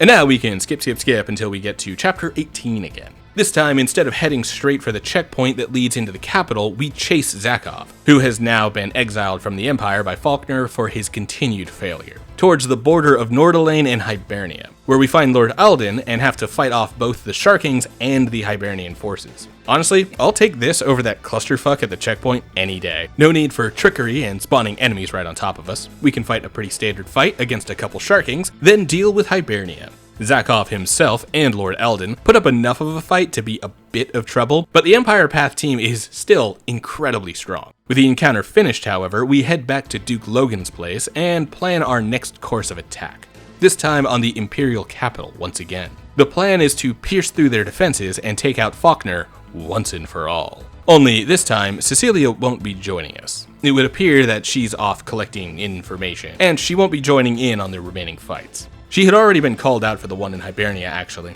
And what do you know? It's the Vanlin Fort fight again. With all of our Kingdom Path friends getting controlled by Faulkner, and we have to fight them all off. Again. Only this time, we're actually down one fighter with Cecilia gone. Although for some reason this fight goes a lot better than the one where she was here. Well, same strat works here if we need it, but for now, we do well enough to brute force our way through the encounter. This time, when the fight's over, we don't really get a strategy meeting, it's a few words on the map screen as Galvis and Zera apologize for being taken over by the Zulwarn. And we head right back to the Imperial Palace for the final fight against Faulkner once again. We load into the fight, and it would seem that Faulkner has once again taken control of Dire. And he also has some sharking backup, including Zakov returning for the final fight. Guess that exile didn't really stick when Faulkner felt he needed some backup. The real twist, however, comes in the form of Cecilia, who joins the fight after having been gone from the party for so long. Only now, she's siding with Faulkner. Not because of the Zulwarn mind control, but because Faulkner was her employer this whole time. What? Oh, right, we already went over that plot twist in the last ending. Also, it was extremely obvious from the beginning. Anyway, Bastion and Sadira double team to give, you know what? We're gonna let the obvious sex joke slide. Cecilia deserves a break. Pretty sure this kills her, by the way. We don't see her after the fight. Granted, I've killed Zakov like 15 times, and he's still here for this fight, so who knows what actually counts as a kill in this game. We also beat down the rest of Faulkner's entourage before taking the fight up to the big man himself. And once again, the only real way through this is to throw ourselves at him in small sacrifices until we can freeze him for long enough for Bastion to get the kill. Because otherwise, he'll absolutely kill us with his stupid Shadow Blade and Heaven's Gate attacks. This bastard is too strong, and yet still not strong enough because we eventually get the win, and Faulkner goes down, along with like half of my allies. No epic final choreographed fight between him and Bastion though, or any voiced dialogue. He dies like he did in the other Empire ending, cursing Bastion's name before disappearing in a blinding flash. With the final battle finished, our friends gather in the ruins of the Imperial capital. Once again, Faulkner sacrificed many Imperial citizens to power his Zulwarn, and Dire pledges to seek peace across the continent as he takes on the responsibility of Emperor. Really not sure why Sadira isn't the one who becomes Empress. She's the proven leader and was the figurehead of this entire campaign to bring down Faulkner and bring peace to the continent. But I suppose she needs to stay the princess in order to go off and have her romantic ending with Bastion, huh? Still, no one gives them privacy as Bastion and Sadira commit their love to each other, and everyone keeps wanting to come crash in on them to watch them make out. You're a creep, Logan. I normally like you, but you're being weird here. Go away. So yeah, those are the endings of the Empire Path. Either Bastion admits his love for Cecilia and they run off together after finishing the fight, or he maintains his feelings for Sadira and Cecilia betrays us in the final face-off against Faulkner. Which one is unlocked isn't actually decided by the single decision out on the terrace, by the way. Instead, it is based on the competing morale of Cecilia and Sadira. Whoever has the higher morale by the end of Chapter 17 and the start of the conversation with Logan that can have two different dialogue options will decide which path we go down. So your actual playstyle and how well you treat the two girls in battle can have a huge effect on the final path of the story. Also, there are of course some major decisions, like whether or not to listen to Sadira's problems on the balcony, or whether or not to keep Cecilia's secret, that will cause their respective morales to either skyrocket or plummet, making one or the other of their romances easier to choose throughout the narrative. Either love story is actually pretty fun to engage with and adds a layer to the narrative that the Kingdom Path is certainly missing. So I'd understand why so many Vanguard Bandits fans considered the Empire Path the better option between the two, especially on that narrative structure. Personally, if I had to choose between these two, I'd go with the Sadira ending. It's my preferred canon and feels like the dev intended one as well, though I'm sure that the Cecilia ending has plenty of enjoyers, and if you want to consider that canon, the game's structure is open-ended enough that every ending could technically be the canon path of the story. There's no sequel after all, so there's no through line that the story has to follow in order to be considered canon. Well, that is except for the final path that we have to head down, the Ruin Path, which leads to the only ending and story path that I might consider non-canon, because if it is, then it butchers some of these characters in the process. Fortunately, the Ruin Path, don't worry about the name, is a bit shorter than the other two. I mean, it is still 20 missions, but the first divergence is in a decision made during dialogue at the end of Chapter 8 on the Kingdom Path. So we can skip right over everything we've already covered and get right here. Picking up right after defeating Duke Radcott, in this case I went with the route that has him get assassinated in his bedroom, but we unfortunately won't be recruiting Nana, meaning the main reason I chose to do the captured by Radcott path was kinda meaningless. Might have been better to go the other way since we at least get a better ATAC on that route. Anyway, in the conversation with Sadira after having acquired the Gracia and fighting off Radcott, or his men in this case, she asks us what our intentions are. On the vanilla path, if we don't have a completion marked on our save file, we actually can't make a choice here. Bastion answers for himself that he wants to bring peace and an end to the war. However, since we're playing through with multiple clears of the game under our belt, we can say that we want to conquer the continent. It's a pretty tyrannical response, and the game gives us a chance to turn back on that decision. But if we hold to our desire for conquest, then Sadira will cut ties with us here and leave. Meaning, when we arrive to Chapter 9 and Faulkner captures Milia in order to get us to give up the Ultra Gunner, Sadira doesn't show up to get him to release her. Instead, we do give up the legendary ATAC in exchange for Bastion's childhood friend, and lose the Ultra Gunner for the remainder of this run. This ends the fight immediately, but yeah, Faulkner has the Ultra Gunner now, and we are without Bastion's ace in the hole. Oh, also, Milia runs away again. However, this time Bastion joins in the search. It's wild to see in the next chapter select screen that we've still got the Alba as our main ATAC. We should be seeing the Ultra Gunner here. Guess it's really gone. As we search for Milia, our group is reduced to Bastion, Reyna, Barlow, and Underoo. The others have gone back to Ereba Castle to fortify and prepare for contingencies now that the Ultra Gunner is lost. Our even smaller ragtag group now gets attacked by bandits. We fight them off pretty easily, even when they send in reinforcements, and then have to call off our search for Milia. Looks like she's lost for good. I mean, I, the player, know where she is, but Bastion doesn't, and we have no input on where he'll check. So, he gives up for narrative purposes. In the meantime, it would appear that Maddock is having trouble getting the Ultra Gunner running without Bastion's bloodline, and Faulkner gives his pouty little, "I'm going to kill you if you disappoint me" face. Love it. Best character portrait in the entire game. Anyway, back at Ereba, Puck shows back up into the narrative for the first time in forever, and he seems to have built a brand new ATAC that could be as powerful as the Ultra Gunner, if not more powerful. The Tic Tac. Goofy name, but let's get to the next fight and see how it works. On our first outing with the new Tic Tac, we're sent out to defend Ereba Castle from the Empire that is encroaching on our position, with a squad led by Dyer and Zakov. Honestly, the first impression of the Tic Tac isn't too incredible, but I'm still behind on getting at the same types of attacks that Ultra Gunner gets when Bastion levels up high enough. Still, even with an admittedly less powerful ATAC, we managed to fend off Dyer and Zakov, and wipe out the rest of their men before we can move on to our next story beat, which is to go on vacation. Yeah, like I said, this shit is far from canon. With Duke Zera and Galvis back in Ereba, Underoo invites us to visit a beautiful lake up north, near the borders of Nordalane and Hibernia, where we expect to have a beach episode, I guess? Like this is some kind of shonen anime that needs to pad out the adaptation because they've caught up with the manga. Oh, and would you look at that, we found some ATACs preparing for a fight at the borders of Hibernia and Nordalane. Who'd have guessed that that would happen on the border of two warring nations? Looks like we're siding with Melior and Hibernia, who's found herself surrounded by Claire and her bodyguards. Talk about the absolute lowest stakes a fight could have. I honestly don't even know if Claire would have killed Melior here, or if she would have tried to capture her and Lord Alden's ATAC, the Altigrave. It is an excavated one after all, so it would make for a proper prize for Nordalane. Anyway, we take Claire out and leave before Melior even has the chance to thank us. Looks like we're still looking for that lake. And I'll be honest, when we get there, the place does look pretty nice. Clear blue waters, vibrant green in every direction. Oh, and Milia is here.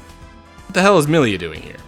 Apparently, she's commandeered an ATAC and came here when she heard we were nearby, because as we learned in previous paths, she wound up in Hibernia after running away from us. According to her, she won Lord Alden's Altigrave in a chess match, which ideally shouldn't be possible because she's never played in her life, and Alden is a Grand Master. So something fishy may be going on. What's also fishy is ATACs appearing on the horizon. Would you look at that, Sadira's shown up to join in on the beach episode, in her ATAC.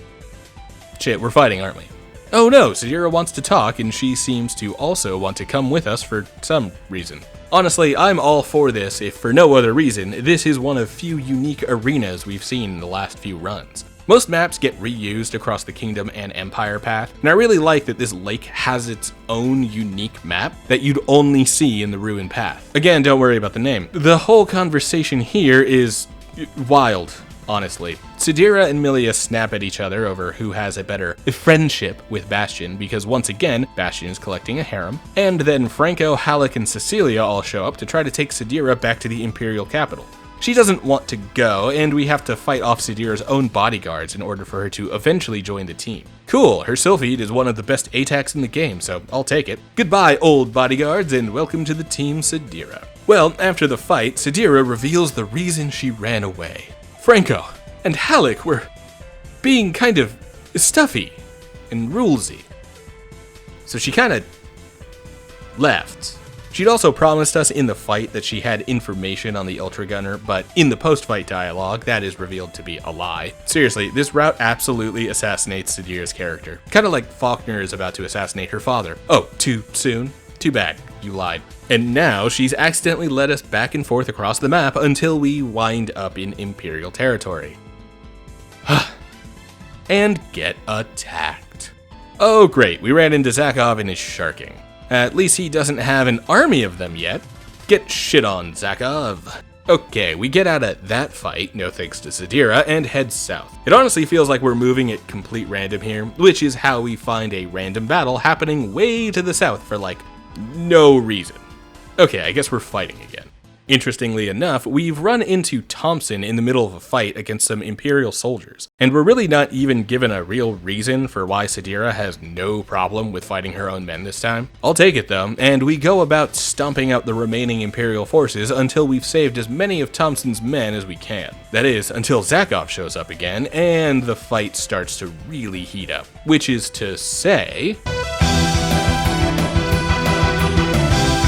There we go. With Zakov and his men also taken care of, we meet with Thompson and he expresses his happiness to see the Crown Prince still alive.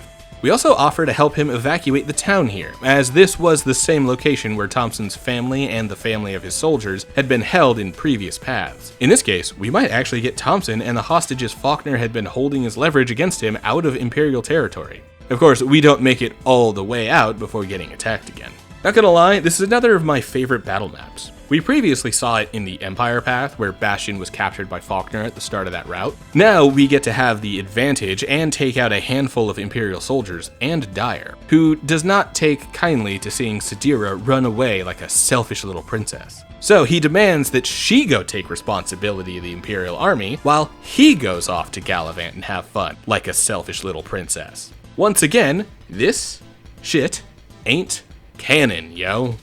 Whatever, we kick Dyer's ass and his bodyguards and get some more goofy cutscenes with our faves all acting completely out of character. Oh wait, no, Thompson's here. It's serious time. And we appear to have saved him and the civilians that he would have otherwise betrayed the kingdom over. We actually don't see him again after this, so I can only assume that Thompson somehow survives this path. Guess that's one positive check for the Ruin path. Seriously, stop worrying about that name. It's fine. For chapter 17, we're barely back in Imperial territory when a group of Sharkings attacks. Yep, a group. Honestly, this party might be about as goated as it gets across all three paths, because we've got Underu, Sadira, Milia in Alden's ATAC, and I finally figured out how to give Reyna her ultimate attack. The only weak link is Barlow. Way to bring down the curve, buddy. I haven't mentioned Barlow much, and that's because he sucks on the battlefield, and he only has one joke. Fat. What else is there to say about him? Okay, well, we fight off the group of Sharkings, no Zakov leading them thankfully, and can make our way, I don't know, here. If it feels like I'm really not tuned in for this playthrough, it has less to do with me being, like, checked out because I've already played this game for 50 hours at this point, and way more to do with the fact that this path is the most aimless meandering you could possibly imagine, with Sadira dragging us by the hand half the time, and effortlessly getting us into fights with everyone she can. This is the comedy route, and have you ever tried to summarize a comedy while also doing it justice? Like, no. You kind of have to live through it to get whether it's funny or not. In this case, it's serviceably funny to keep me entertained between each fight. Like chapter 18 with us running into Claire and Logan. This bit is kind of long, but I do love dead-eyed Claire here. But yeah, otherwise the whole joke is that Logan has an embarrassing laugh and now Claire needs to kill us so that we don't spread rumors about them. Given her relationship with Sadira, that seems like a reasonable fear for her. The fight is a bit of an over-exaggeration, but hey, it was kind of funny, if you can get past some of the more poorly aged parts of the bit. This is the third to last fight in this run, by the way. We're never getting much story out of this, huh? Well, we fight Logan and Claire, again. Guess it's a rite of passage for every story path, huh? And then Sadira continues to absolutely assassinate her own character as she whines about her experience with Claire in military school. We do know that the two used to be friends there for a time, but Claire apparently stole Sadira's boyfriend, and this path heavily implies that Sadira spread rumors about Claire in retaliation. That part actually might be canon. She might have actually done that one. Okay, penultimate mission of the Ruin Path. I mean it, don't worry about the name. And this might be my favorite encounter in the entire game. It's a full-blown war between the Empire's sharking army against the Kingdom's remaining forces, with Zera and Galvis leading the charge against Dyer and Faulkner. Interestingly, Faulkner is neither in the Zolwarn nor the Ultra Gunner. Guess he never decided to go for the backup plan, but also hasn't been able to put the legendary ATAC working for himself after stealing it from Bastion. Damn, we should have given the thing up in the other paths too. Maybe we're heading for the best ending, one where Faulkner doesn't sacrifice most of the Imperial City to get his evil machine working.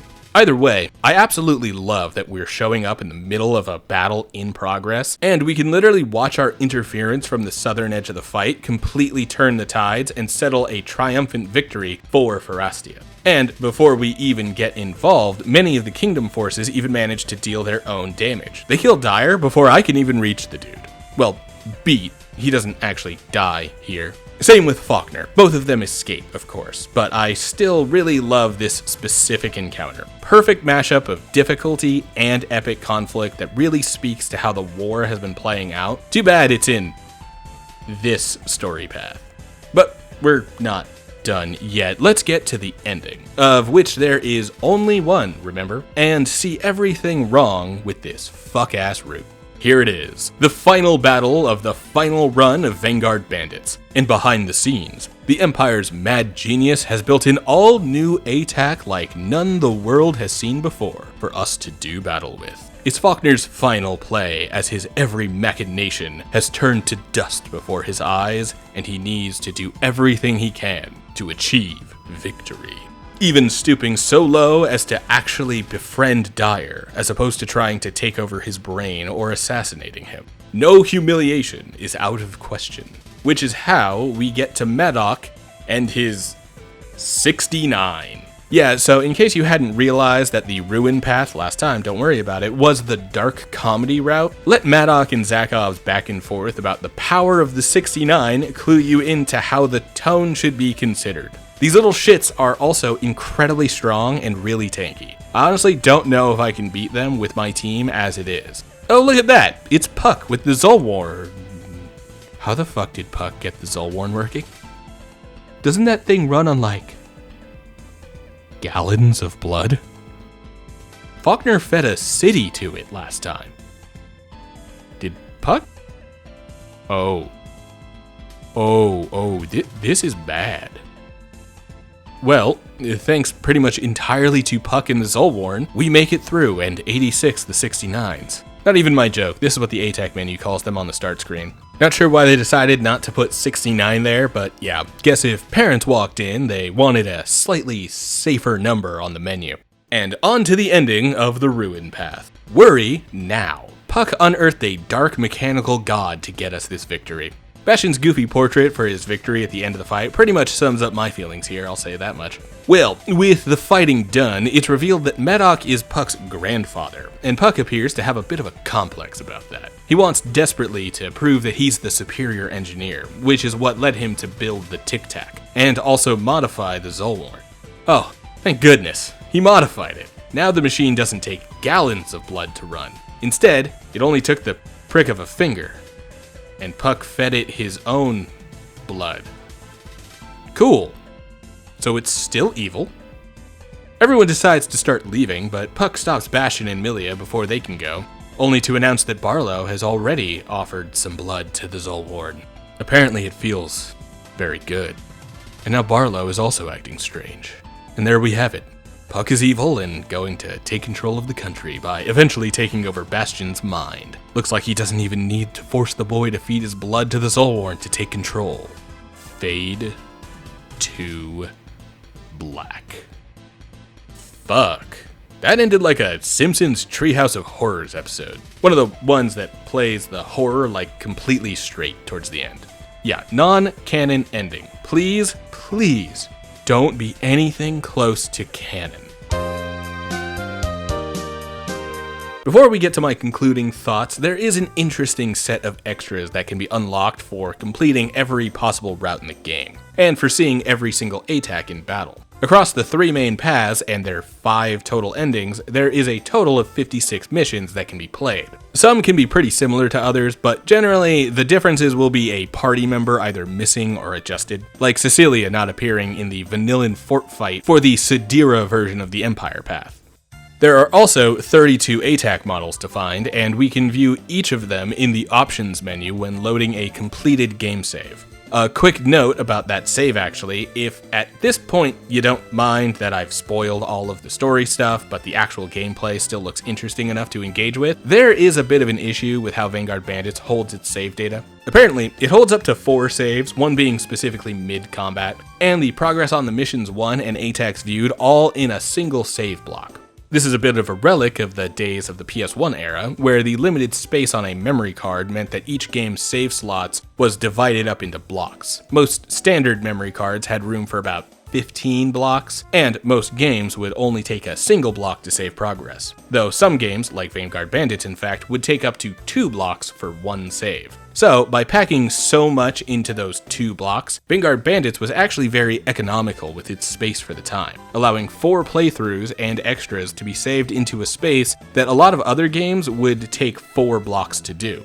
However, the issue comes from the fact that failing to load the completion and extras memory before actually jumping into a run can override the overall saved progress, starting at the most recent load. Which means that at a certain point, after I'd already finished multiple runs of the game, my total completion was truncated down to 5 viewed ATACs and 8 missions, even though I had saves that were on mission 20 in the system memory. In that case, if you want to earn all of the extras for yourself, then the best method I've found for keeping everything consistent is to return to the title screen after completing every mission, then selecting load stats in the options menu, then going back to the most recent save and playing like normal. It's kind of a hassle, but that's how a completion chopped down to 8 missions turned into a full clear file with every mission and ATAC viewer unlocked. For your viewing pleasure.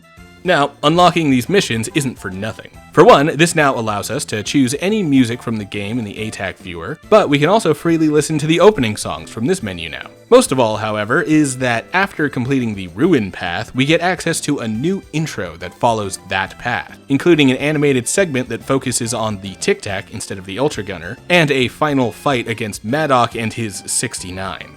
This special version is called Blooper, and after getting a full cleared file, we unlock Blooper 9, which is the same visual, but there's something different about the song.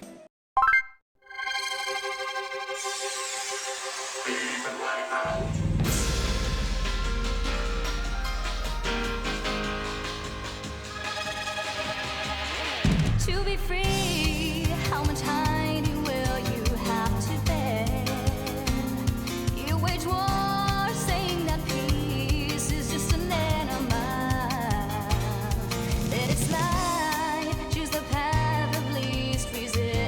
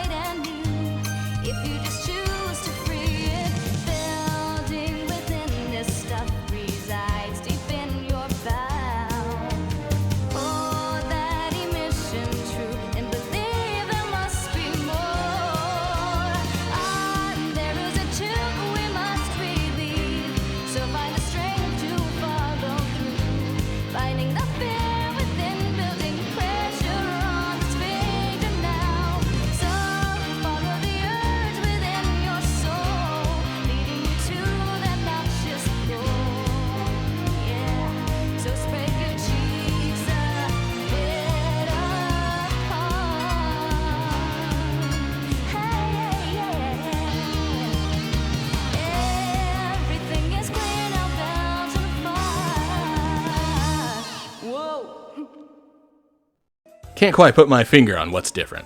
Was it worth playing through the game 3 more times to unlock, after having already played through 5 times? No, but doing it means showcasing it here, and a little retreading is worth it for the sake of satisfying my audience. Honestly, it was hardly a chore, since the game is so fun already. In that case, we can move on to the conclusion.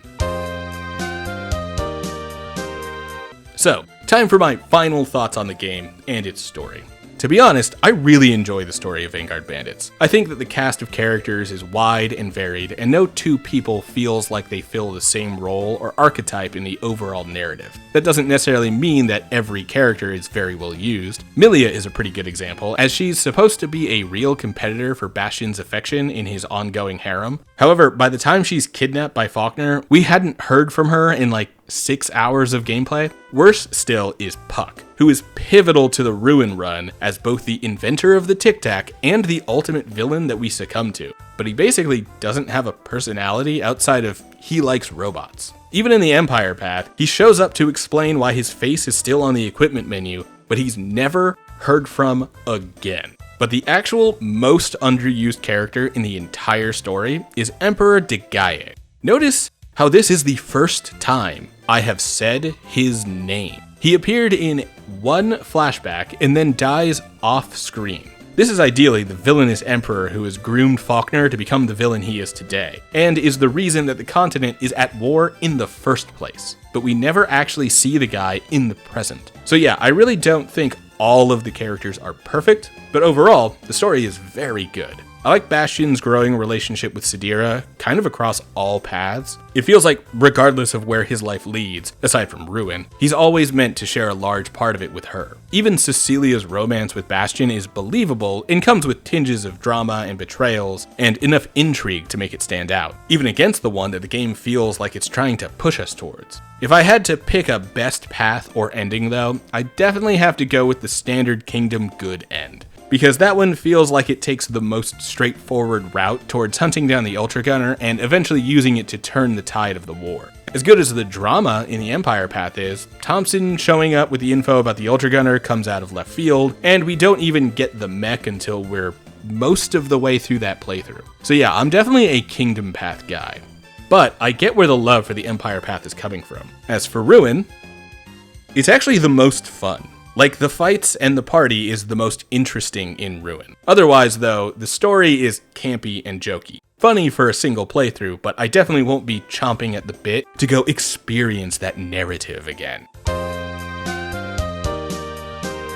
Okay, spoiler-free people, welcome back. You're probably about to hear me repeat some stuff that everyone else heard me say 3 hours ago.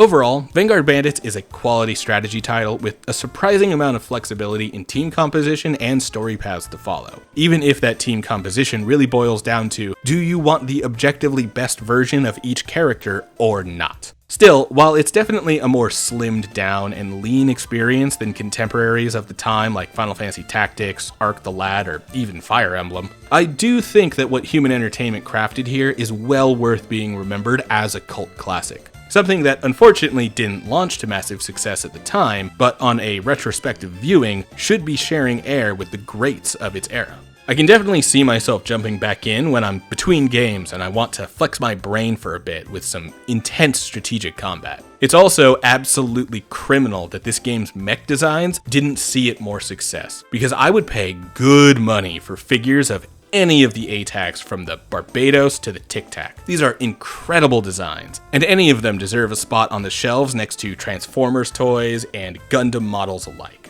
But after so many playthroughs and racking my brain to get through 56 missions in a row, I think I might sit down and find something a little more mindless to play next. Something hacky and slashy. Maybe even breathe some fire. But hey, that's a story for another time. Hoo boy.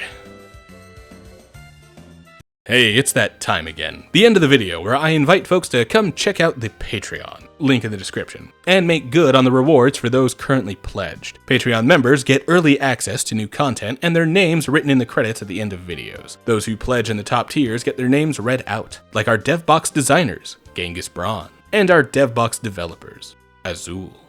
Thanks for your support, and thanks for watching.